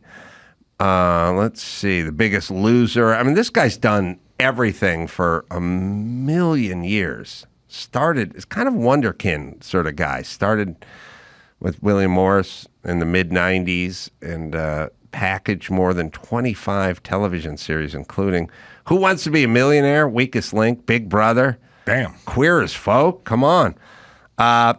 Interesting life. So we'll talk to those two. Kyle, I guess we're going to bid adieu to you. But nice seeing you guys. But I will give you some plugs, not for the mothership. They don't need it. But thank you. Yeah, just my website's great. I will hit you with that, and we'll do it right after this. Well, it's that time of year again. You're thinking about those holiday meals. It's upon us, and I have the perfect hack to make them delicious and stress-free. It's Meter, smart wireless meat thermometer. You leave it in the meat while it's cooking. Then you'll get notifications on your phone when it's ready. Skip all the guesswork. I use it all the time. We've all been there, checking the turkey a million times, get black lung from opening the oven a million times, wasting tons of time, overcooked prime rib. No, it's a guessing game, and Meter's taking the guesswork out of it. With cloud service, you can have limitless range, so you can cook, put the meat in, go on a beer run, go in and watch the game, make a pie. It's easy. Mash up some potatoes, grab a cocktail, enjoy yourself. Don't just hover over the oven, over the barbecue. And it works on all different cooking forms and all different proteins. Get them the gift they'll actually use this year. A stress stress-free life for the cook at home. It's Meter, right, Dawson? Shop Meter's holiday sales to get an unbeatable deal. Go to meater.com and save big on the best meat thermometer out there. Get your holiday shopping in and get one for you and one for the chef in your life. Meter.com. O'Reilly Auto Parts. They're in the business of keeping your car on the road. They offer friendly, helpful service and parts and knowledge that you need to maintain all the repairs and keep your car running smoothly. I've always been a fan of O'Reilly. I remember when I lived up in La Crescenta in my rented house with all my roommates, and I'd work on my Isuzu Trooper, and then later on my Toyota Supra. And I would go up to the O'Reilly up on Foothill. And that's where I got all my know-how and I got all my parts. They've got thousands of parts and accessories in stock, either in the store or online, so you're never in a jam. The team at O'Reilly Auto Parts can test your battery for free, and they'll do it in or out of your car, so you can bring it in or you don't have to pull it out of your car. They'll come out and do it in the parking lot. Need your windshield wipers replaced, brake light fix, quick service? They'll help you find the right part, or they'll point you to the nearest local repair shop for help. So whether you're a car aficionado or you're a novice, you get with O'Reilly Auto Parts. They're knowledgeable, they're helpful, and best of all, they are friendly, and you can do it online or you can go in. Stop by O'Reilly Auto Parts today or visit them at O'ReillyAuto.com/Adam. That's O'ReillyAuto.com/Adam. It's time to check Adam's voicemail. H-Man, rich man, poor man here. Reclaim building materials. Get it on. You can leave us a message at 888-634-1744. Ben Silverman is zooming in. Brian Baumgartner is joining us as well in studio. The Night Before Christmas at Dunder Mifflin is the name of the book. Brian, of course, on the show. Ben, producer, one of the producers on the show. Good to see both of you again. Good to see you, Adam. Ho, ho, ho. Ben, it's weird.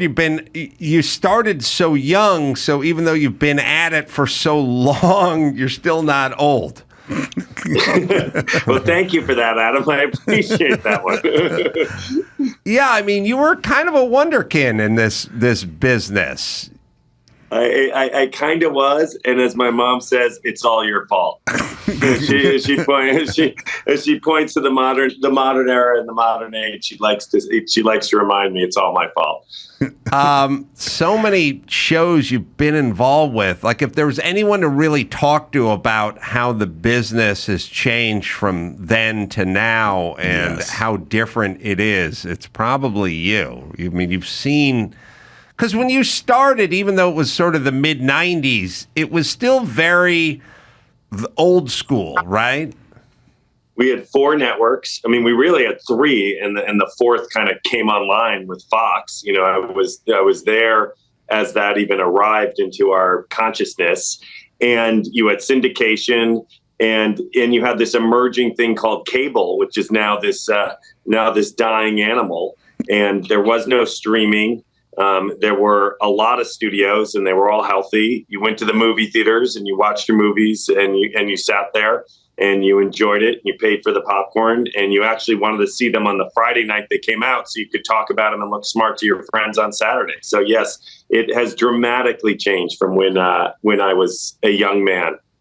The Office is enduring. I have twins that are 18 that probably saw every episode when they were 13, maybe 14.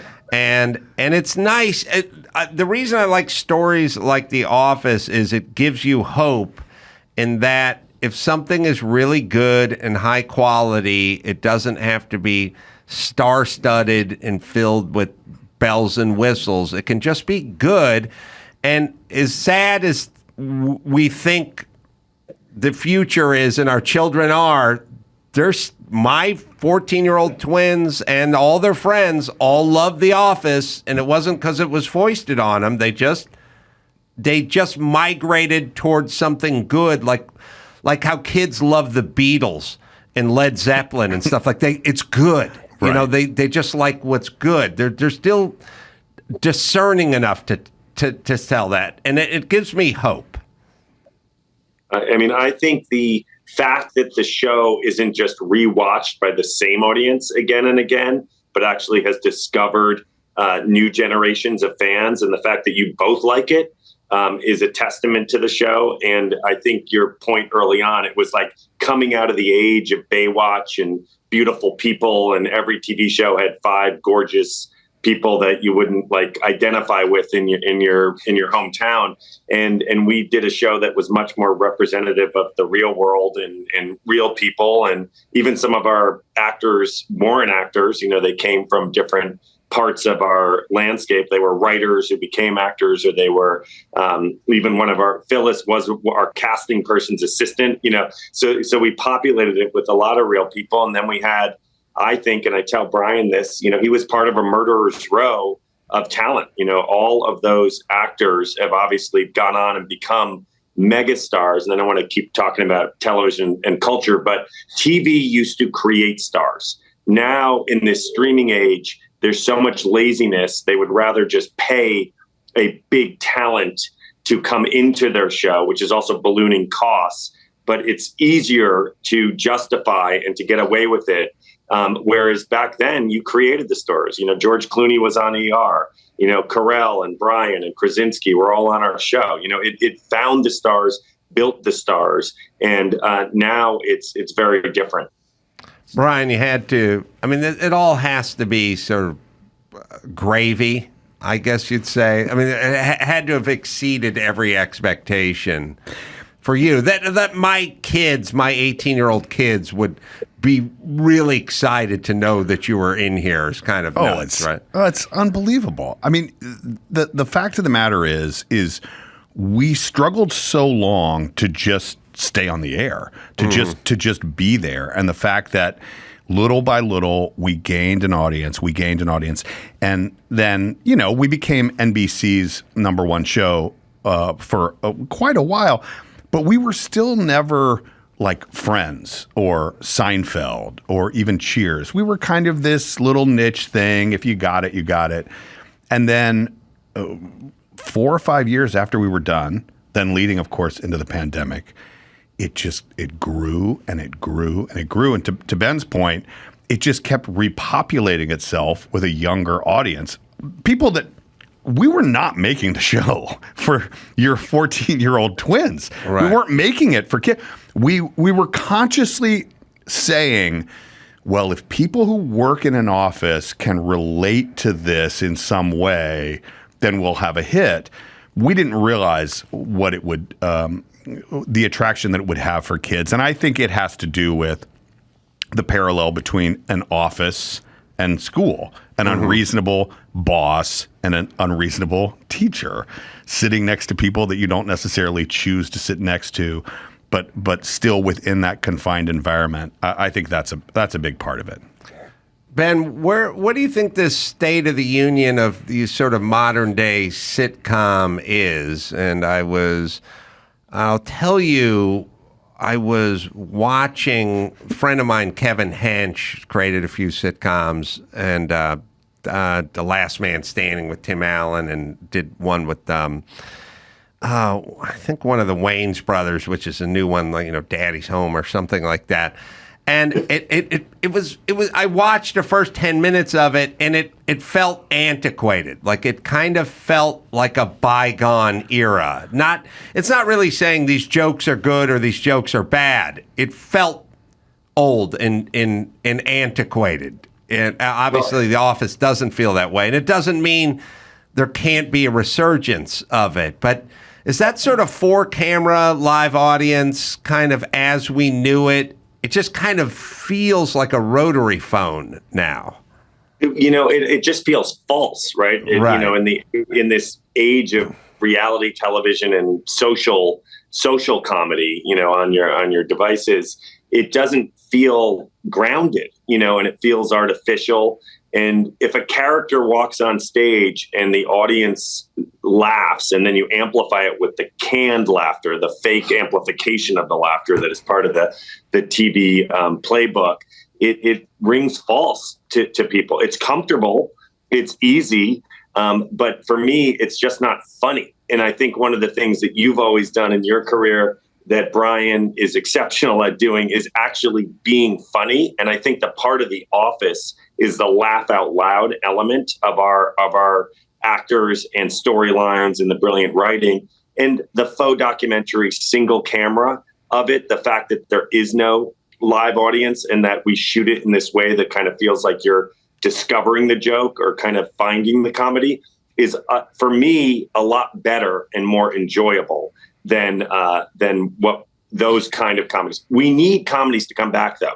We had this age of darkness in television. It was high quality, but it was murders and it was mayhem and it was, incest and it was, that was what was going on across the contemporary television landscape. And I think there's a real desire for comedy and funny laugh out loud comedy. And you see it in some films, but not a lot in TV comedies. But where you do see it is in all these stand-up specials that have, become wildly successful. Yeah, but I want to follow up that. And I think there's only one thing that you missed, Ben, which I think relates to exactly what you're talking about those gritty dramas taking over, is that we actually created a world.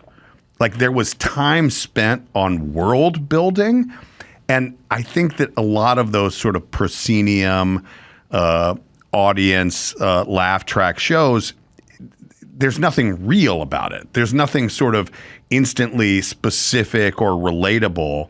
And I think that sure, the stand-up specials, but I think you could spend, if people spent more time on sort of building worlds and just put it in a funny environment, I think that's more the answer.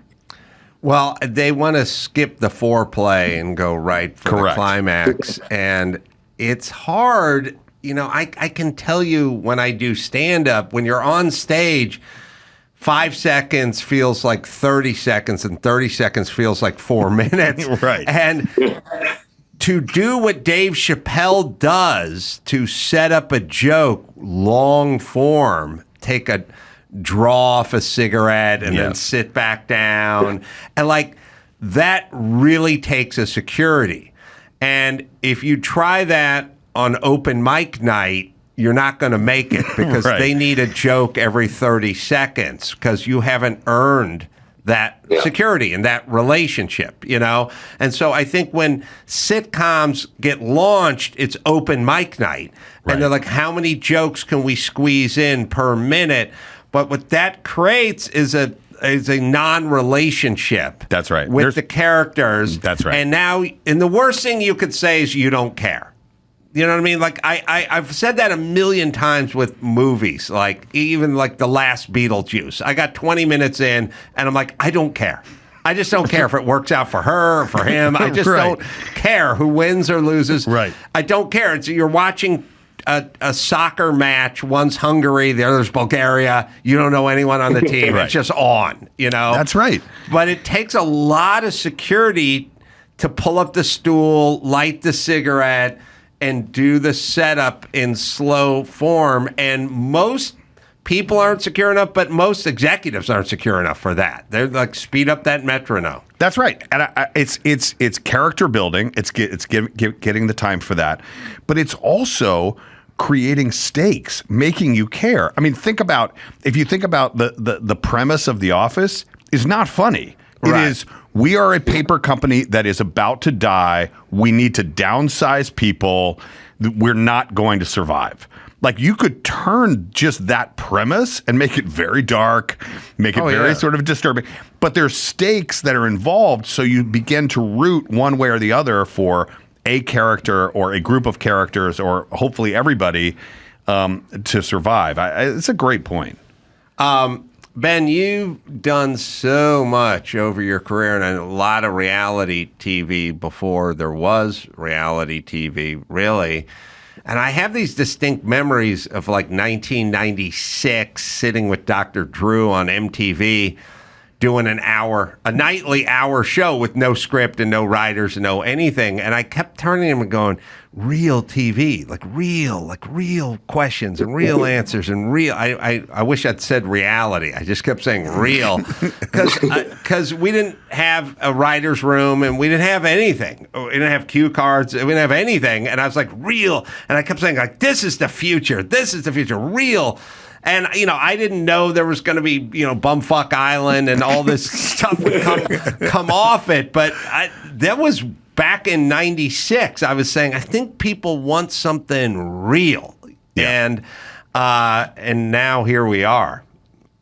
It got so real we could mocketize it. Right. Because actually The Office out of the UK, that first wave of reality television there were shows called like The Airport. And you literally were just filming the actual people working at the airport, and then because of that, I did shows like The Restaurant and Blowout set in the hair salon and started to kind of almost create the genre that Office was like grounded in, this kind of this reality show. We kind of went a little bit more in the words faux documentary, but actually it was a mock-you-reality show, that we were doing inside it. And Randall Einhorn, who was our DP on that show, I actually hired out of Survivor and the reality world to shoot it so that we would ground it in that style. And that was like a big move that we made in the show. It also sped up the production pace because he knew how to just he not only was the DP, he also held the camera. So he'd be shooting and setting up and it was, wildly fresh and new. And then obviously now imitated everywhere. We didn't have girls dancing on trampolines, but we did that other stuff. And you were part of that. And I think that first wave got more manufactured and more produced over time. But you're watching The Mormon Wives on Hulu or whatever still resonate with the audiences. It's funny you said Einhorn, and I was like, wow, when I was at the Man Show, I used to work with Beth Einhorn, who was one of the directors, whose dad, I think, was in the industry as well. And I thought, I wonder. Ours is Australian, so it's probably different Einhorn. But it's weird, as you're saying Einhorn, I was having this Man Show flashback to Beth Einhorn, the director. Yeah, it's and I guess the question is it moving so fast now that you have to feel like you're a speeding train and you have to be out in front of it throwing track down as fast as you can because things are evolving and changing and moving that quickly? Whereas in the past, I felt like we would settle in and there would be a status quo that would last. I grew up, I'd watch Maude on TV, and by the time I was enjoying Seinfeld, it was the same thing, it was just a better version of it. But I mean, you get 25, 30, 40. I mean, there are guys in this business who were cameramen or behind the scenes guy or makeup people or writers that had the same job for 40 years. Nothing changed in that, if you catch it just right.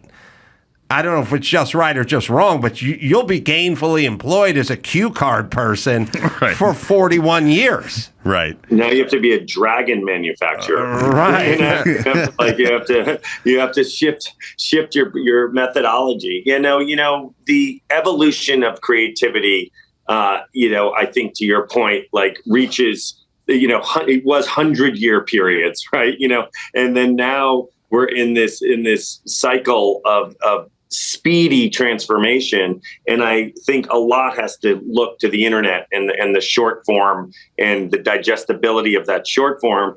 But the prank show and Candid Camera is actually, one of the best features of the online medium is all of that kind of the gotcha stuff and the prank stuff and the crashes and the funniest home video stuff. So it is interesting to see that, play out and then kind of informed by television, but now done quicker and better and faster with more technology? And where does it come back to reflect on narrative storytelling, on emotional storytelling?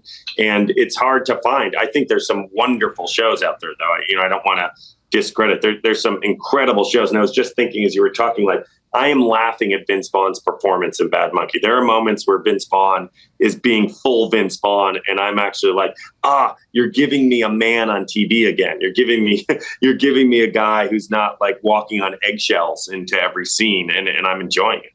Vince Vaughn is a gift. Like him in Wedding Crashers. It's really sad that they never give any kind of consideration for an Oscar or things of that to a really strong comedic performance. But if you just see him in Wedding Crashers, you're like, first off, how many people could pull that off? Like, there's plenty of serious roles for, supporting actor, but we all know plenty of people that could pull that off. Like, how many of those Vince Vaughn, scenes where he's playing football and Bradley Cooper's beating the shit out of him, or he's getting a hand job under the table, or like whatever it is. Like, how many people could do that? Yeah, not Brian a lot. Could do it. Well, Brian could do it. It might be happening right now. What's going on at that table? It's a high table.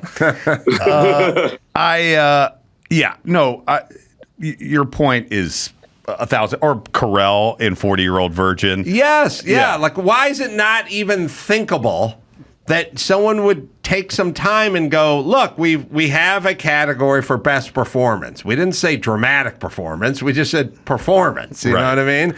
And we've all can agree that comedy is oftentimes more difficult than the drama is. This guy carried this film for 103 minutes. Maybe we could think about doing something with a comedy, not too shabby. Like, why not? I'm with you. I agree with you 1,000%. I think your premise is very solid. It is more difficult to do comedy, and screw the dramatic guys. I'm with you, Adam. And it's harder to write comedy too. It is. It's just a more difficult.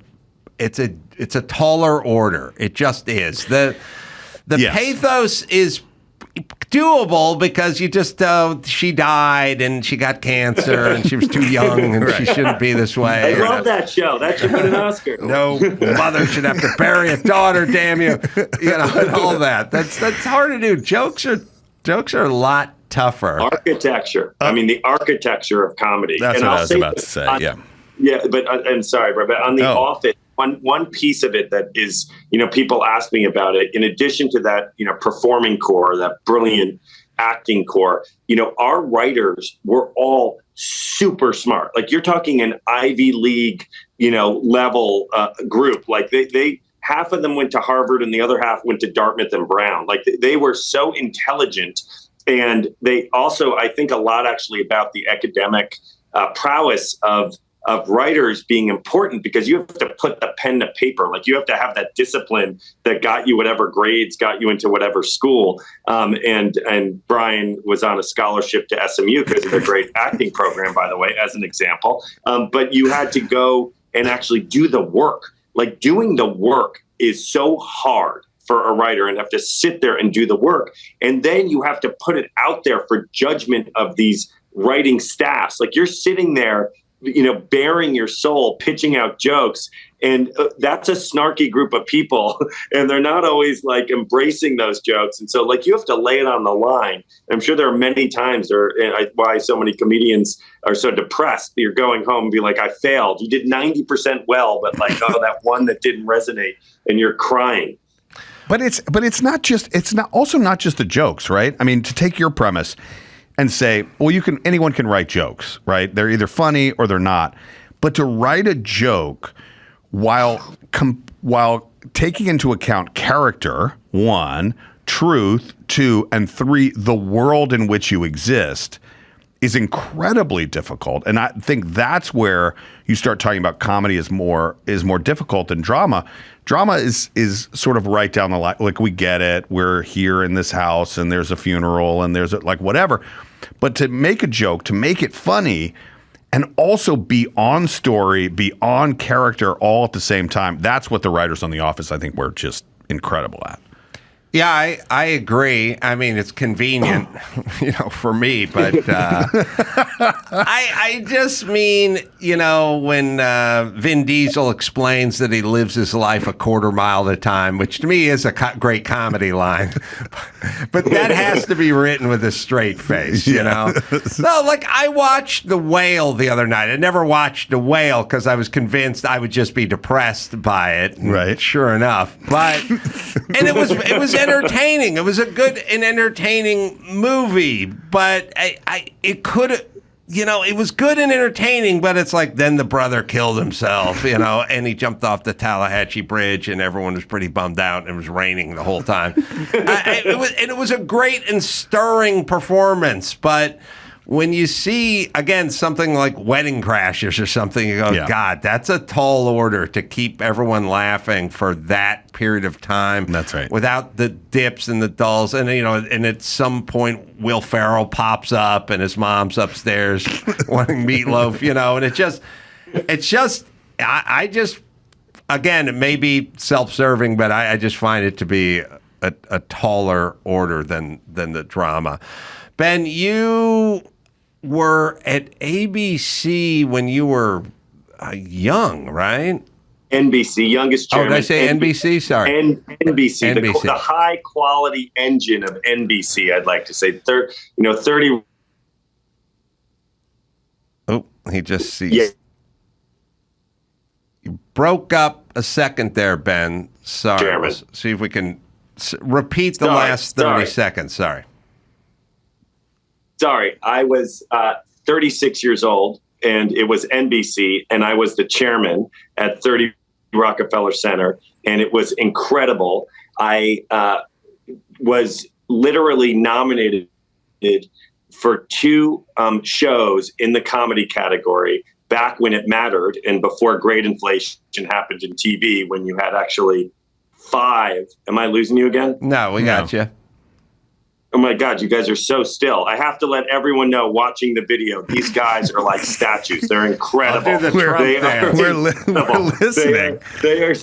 They're so good. But I was nominated for Ugly Betty and The Office in the comedy category. There were only 5 shows up for nomination in that category at the time. I was named chairman of NBC at age 36. I was single, smoking weed, and having a great time. And I had no idea how hard all that was and how that broadcast network was on the kind of precipice of this transformation. I thought it'd be so fun and I'd be greenlighting shows and having a good time. And you arrive and you realize, oh no, we already have 3 hours of the Today Show. Oh no, we already have the Tonight Show.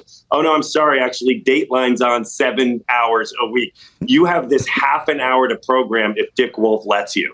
And Dick Wolf literally has like a goiter on his head because he's such a mean man. And you're like sitting there and like part of this, like this institution. And I'm like, oh my God, I'm a Ferrari in a parking lot of Tauruses. No offense to Taurus at the time. That was a car I wanted to drive, but it was a lot. But wildly educational. I learned so much about television working inside the machine, and it was incredibly interesting. And it was a fantasy of mine. I grew up loving Brandon Tartikoff. He was a hero of mine.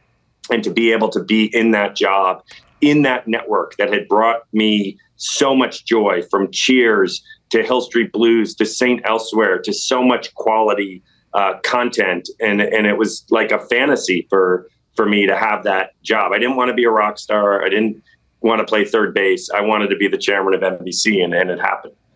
It's amazing. And I was doing something at the Beverly Wilshire Hotel over the weekend, and I was coming backside to there, and I think I was going by William Morris, and I had these sort of flashbacks to William Morris and sort of mid-90s, and everything felt so possible, I don't know, young love kind of thing, burnt out dad or whatever this thing is. But I could remember just going to New York was a thing, and then, you're doing Letterman.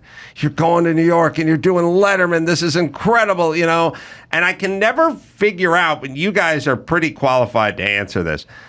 Was it our young brain and sort of everything was happening, or was it a different, more romantic time? The second, I think. I mean, first off, you had, and I don't know what their numbers were, but you had millions of people that were watching you in that, like you had the power of that if you're on Letterman or, Carson before that or whatever. Whereas now, more people are watching on their phones or streaming this or that. There is no sort of destination like that And anymore. is there also sort of an element of, for me, I kind of grew up thinking about guys like De Niro and go, who is this genius? Yes. Who is this guy? He's an enigma. He's a mystery. He's a genius, And now he's on The View and he's screaming, fuck Trump as loud as he can. I was like, the guy who owns Nobu?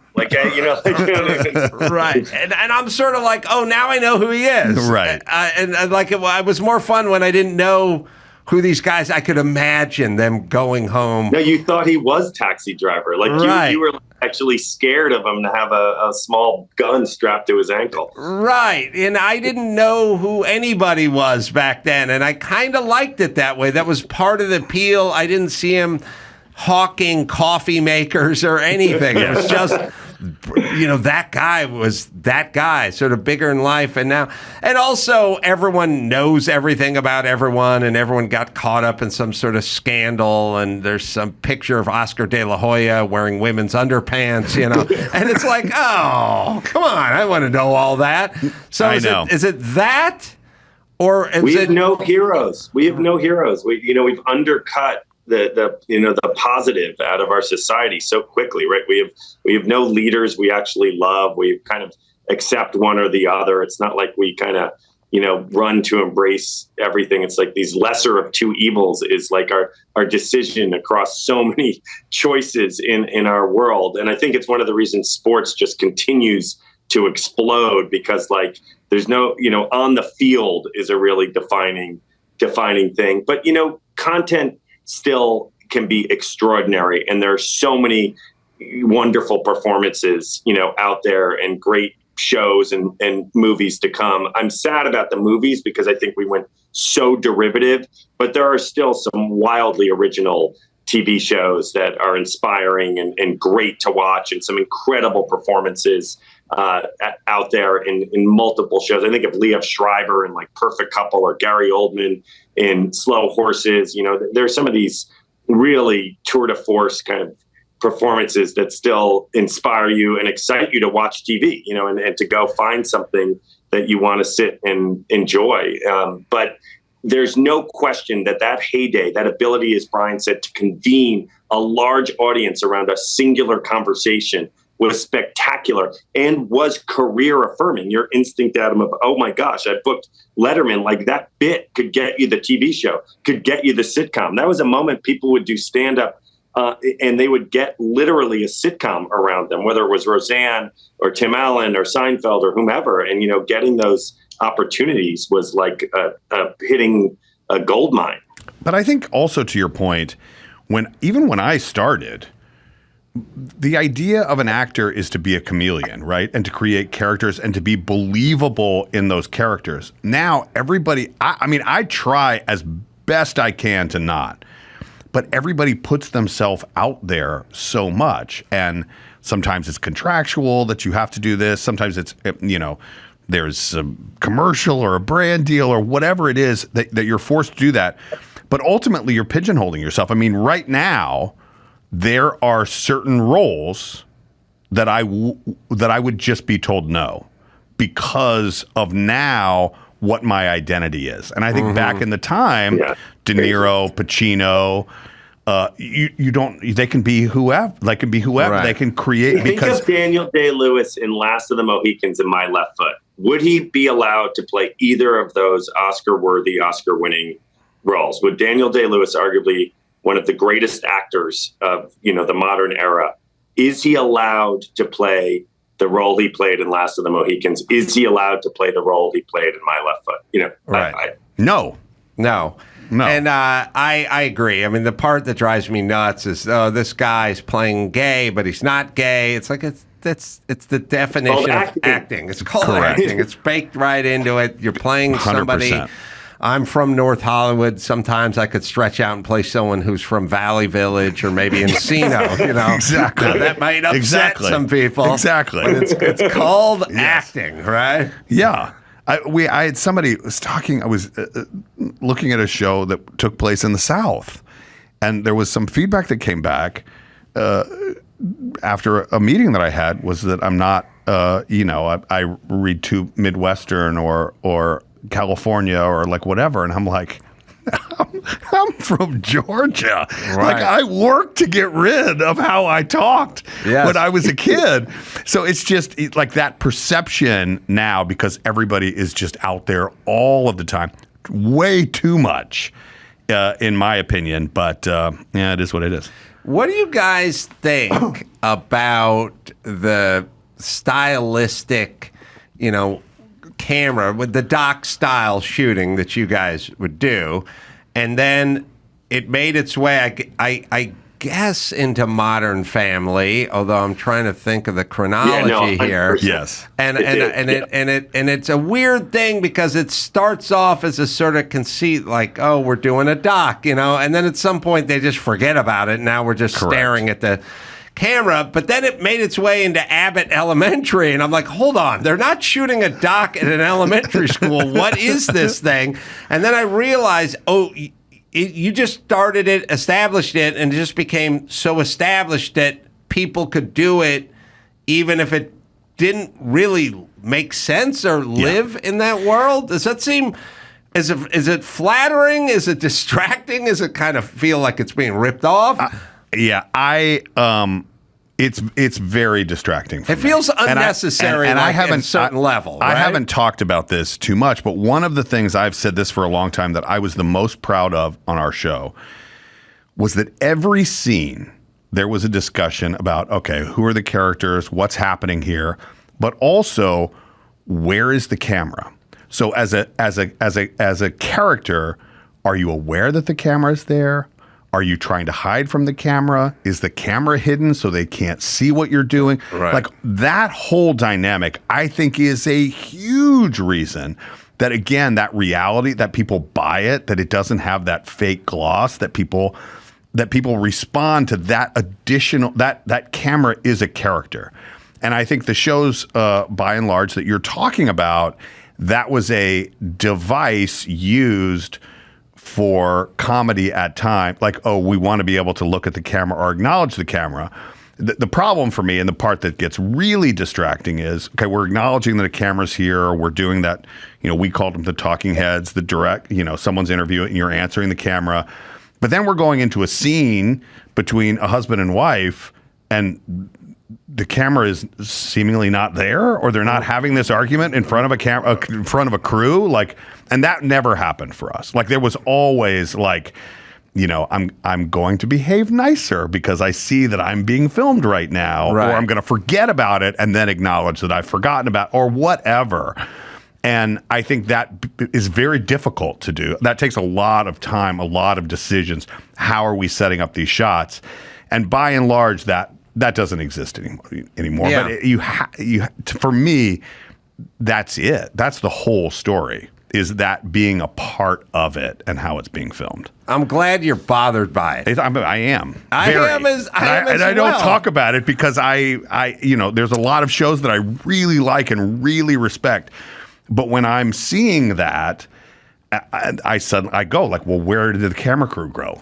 Why are they not acknowledging that they're there anymore? And it pulls me out and kind of makes me crazy, obviously. Well, here's a deep dive for you two, but hopefully your hypervigilance and vitriol will help you see you through this and know what I'm talking about. We're in a renaissance of docs, which I love because I make docs and I love docs, and I most of the time I'm sitting on my ass watching something. I'm not really learning anything, but let's say with a doc, it's nutritious and it's yummy at the same time, and you can get a lot of entertainment. And so docs started doing this weird semicircle squiggle thing, which meant Super 8, and it would pop up in the archival footage. They'd put this flash thing, and we can find a picture of it somewhere because I've yelled about it enough.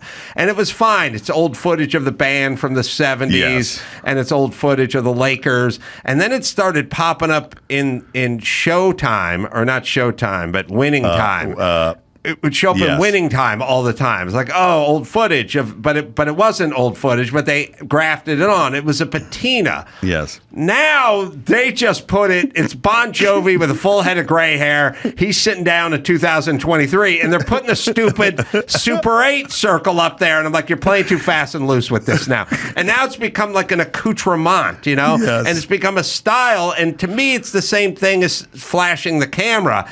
Just this shouldn't exist in this setting. It's just become something that popular shows have done, and now you've grafted it onto your show. But it bugs the shit out of me, and I'm every bit as animated about it as you are about flashing the camera. And or do you even know what I'm talking about? I know exactly what you're talking about. I knew you would. Yes, I know exactly what you're talking about. They used to use it sparingly, and they lay it over old archival footage, and now it's in the new stuff. Yes. It just flashes up there. It's a sort of crop circle that lives in the upper left-hand corner of the screen. I've got another one for you, though. I got another one for you, which is in this sort of documentary style, which is, this would be shot on an iPhone. And so they do the framing of it as though this is footage that's being shot from an iPhone. It's not. Yes. It's not. They're just putting that on there to show you, like, oh no, this is, would have been shot. Yeah, this would have been shot on an iPhone, and that makes me insane as well. Well, I guess the question is when you take a doc and you go too far into the artistic license department, then when does it cease becoming to be a doc? You know what I mean? Like, I'm starting to not believe you now because you've added so much to your doc that, well, look, here's the whole deal. A doc is all about me going, oh my God, this really happened. Yes. You grafted on a fake Super 8 squiggle on this modern footage, which proves to me you're a liar, good sir. And now I take into question everything else. Okay, here is modern Bon Jovi with a full head of gray hair on screen in 2022 and a half with the Super 8 cutout squiggle on the left. Yeah. Yeah, no, I hear you. It's also akin to about the documentary. I have turned a few off where the reenactments, we're now going to reenact this. And then now what they've started doing is reenacting just for mood, right? Like, so someone is telling a story about walking down a dark hallway, and we see an actor's feet walking down a dark hallway for like, what are you like? If the story is compelling, The Office, by the way, there's an example. Just let the characters tell the story and show them in their current form, and don't put all the shit on top of it. I'm with you. I feel that way. With you. I feel that way on insert shots. Like they have the shot of the guy walking up the walkway, knock, knock, knock on the door. Then cut to tight shot of hand on doorknob. Cut to interior shot of hand unlocking lock. Just get to the fucking living room. The guy knocked on the door, somebody opened the door, and the person sat in the living room. I will believe that happened. I will believe that happened without every single step of opening the door. Well, tight close up on hinge knuckles. Yes, and as an actor, I will tell you, if it's annoying for the audience, it is 25,000 times more annoying to be at midnight. Right. You're at the end of the day, and Turn it's like, it around. Let's do the insert shots. Hey, can you put your hand right here? And then we relight the hand on the doorknob. Yeah, no, I'm with you. I agree. Let's get rid of the Super 8 squiggle. Let's get rid of the acting out of something that's already being spoken. Yes. And let's get rid of all the insert shots. Yes. Like, have the person walk to their car and then drive down the street talking to their agent on the phone. Don't tight of them opening the door, getting in, putting the seat, close up of seatbelt latching. Yeah. Yes. Yeah. All right.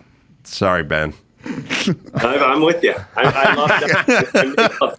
I make a lot of docs, and docs used to be homework on PBS, and now they're like a latte at Starbucks. They went all the way to the entertainment cycle, and I love them. And I totally agree. They feel like you're getting something out of them, and they're wildly entertaining now.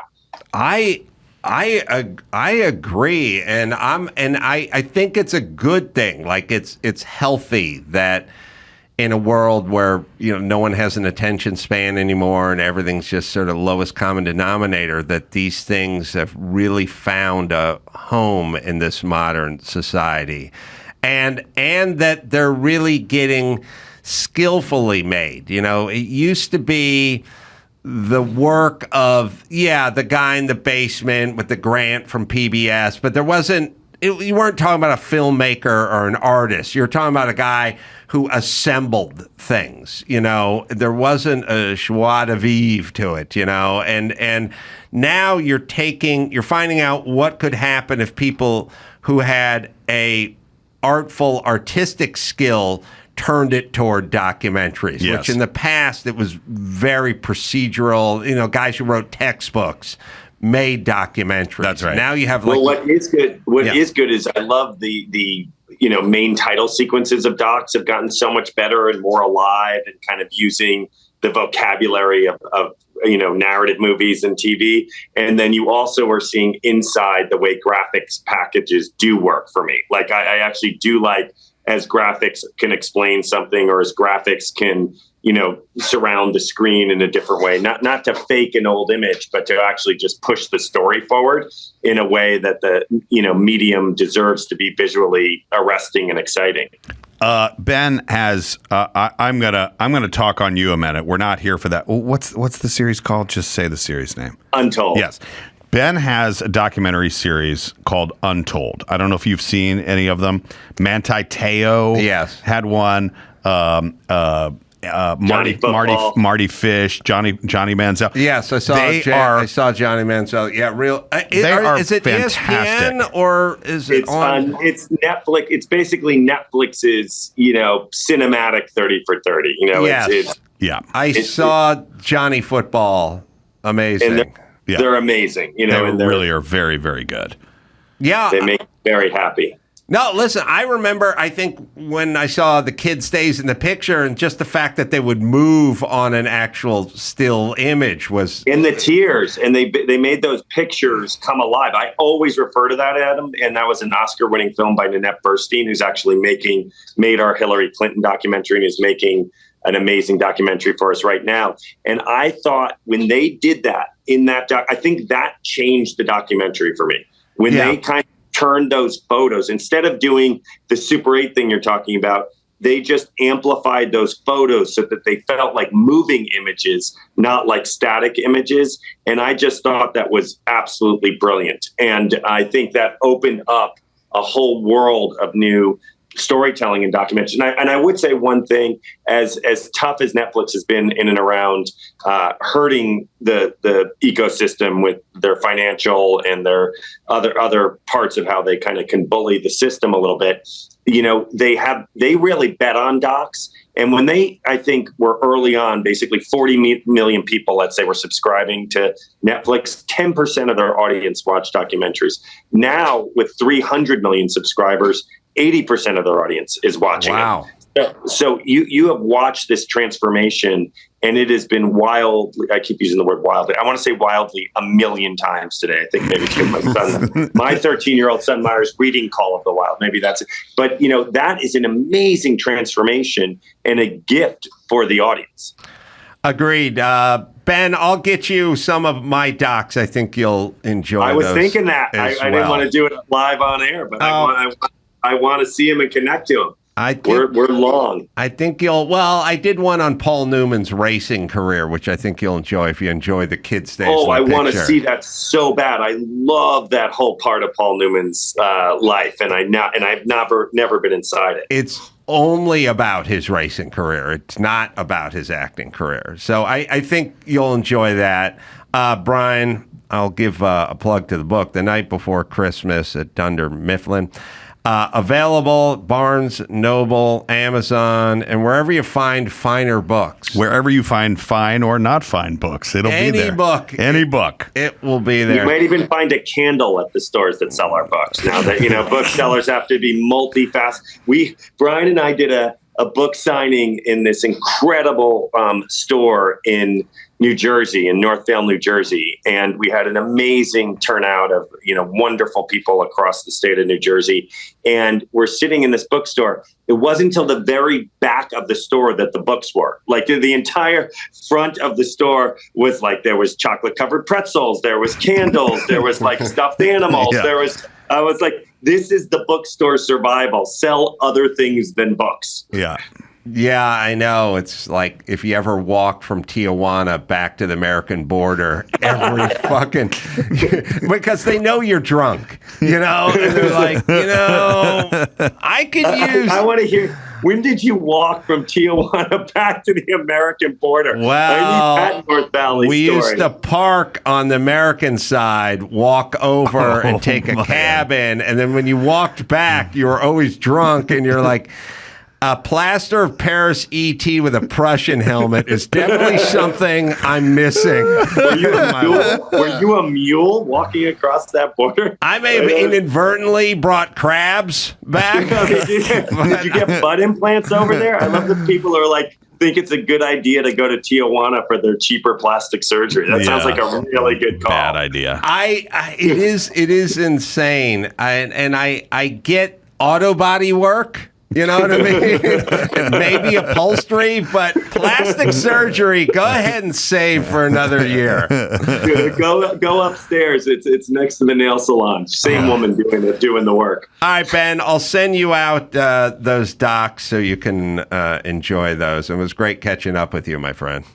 Thank you so much for having us, Adam, and super congrats. You just continue to kill it from Letterman on forward. Well, say the same to you. Right back at you, my friend. And Brian, always good to see you. Cheers. Good to see you, Adam. Again.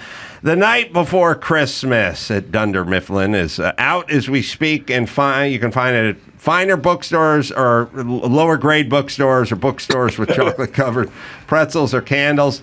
Thanks you guys for coming in. Thanks to Kyle Dunnigan for joining today. I'm going to be at Kimmel's tomorrow in Vegas doing stand-up. You can go to adamcarolla.com for all the live shows. Till next time, Sam for Kyle and Brian and Ben saying mahalo.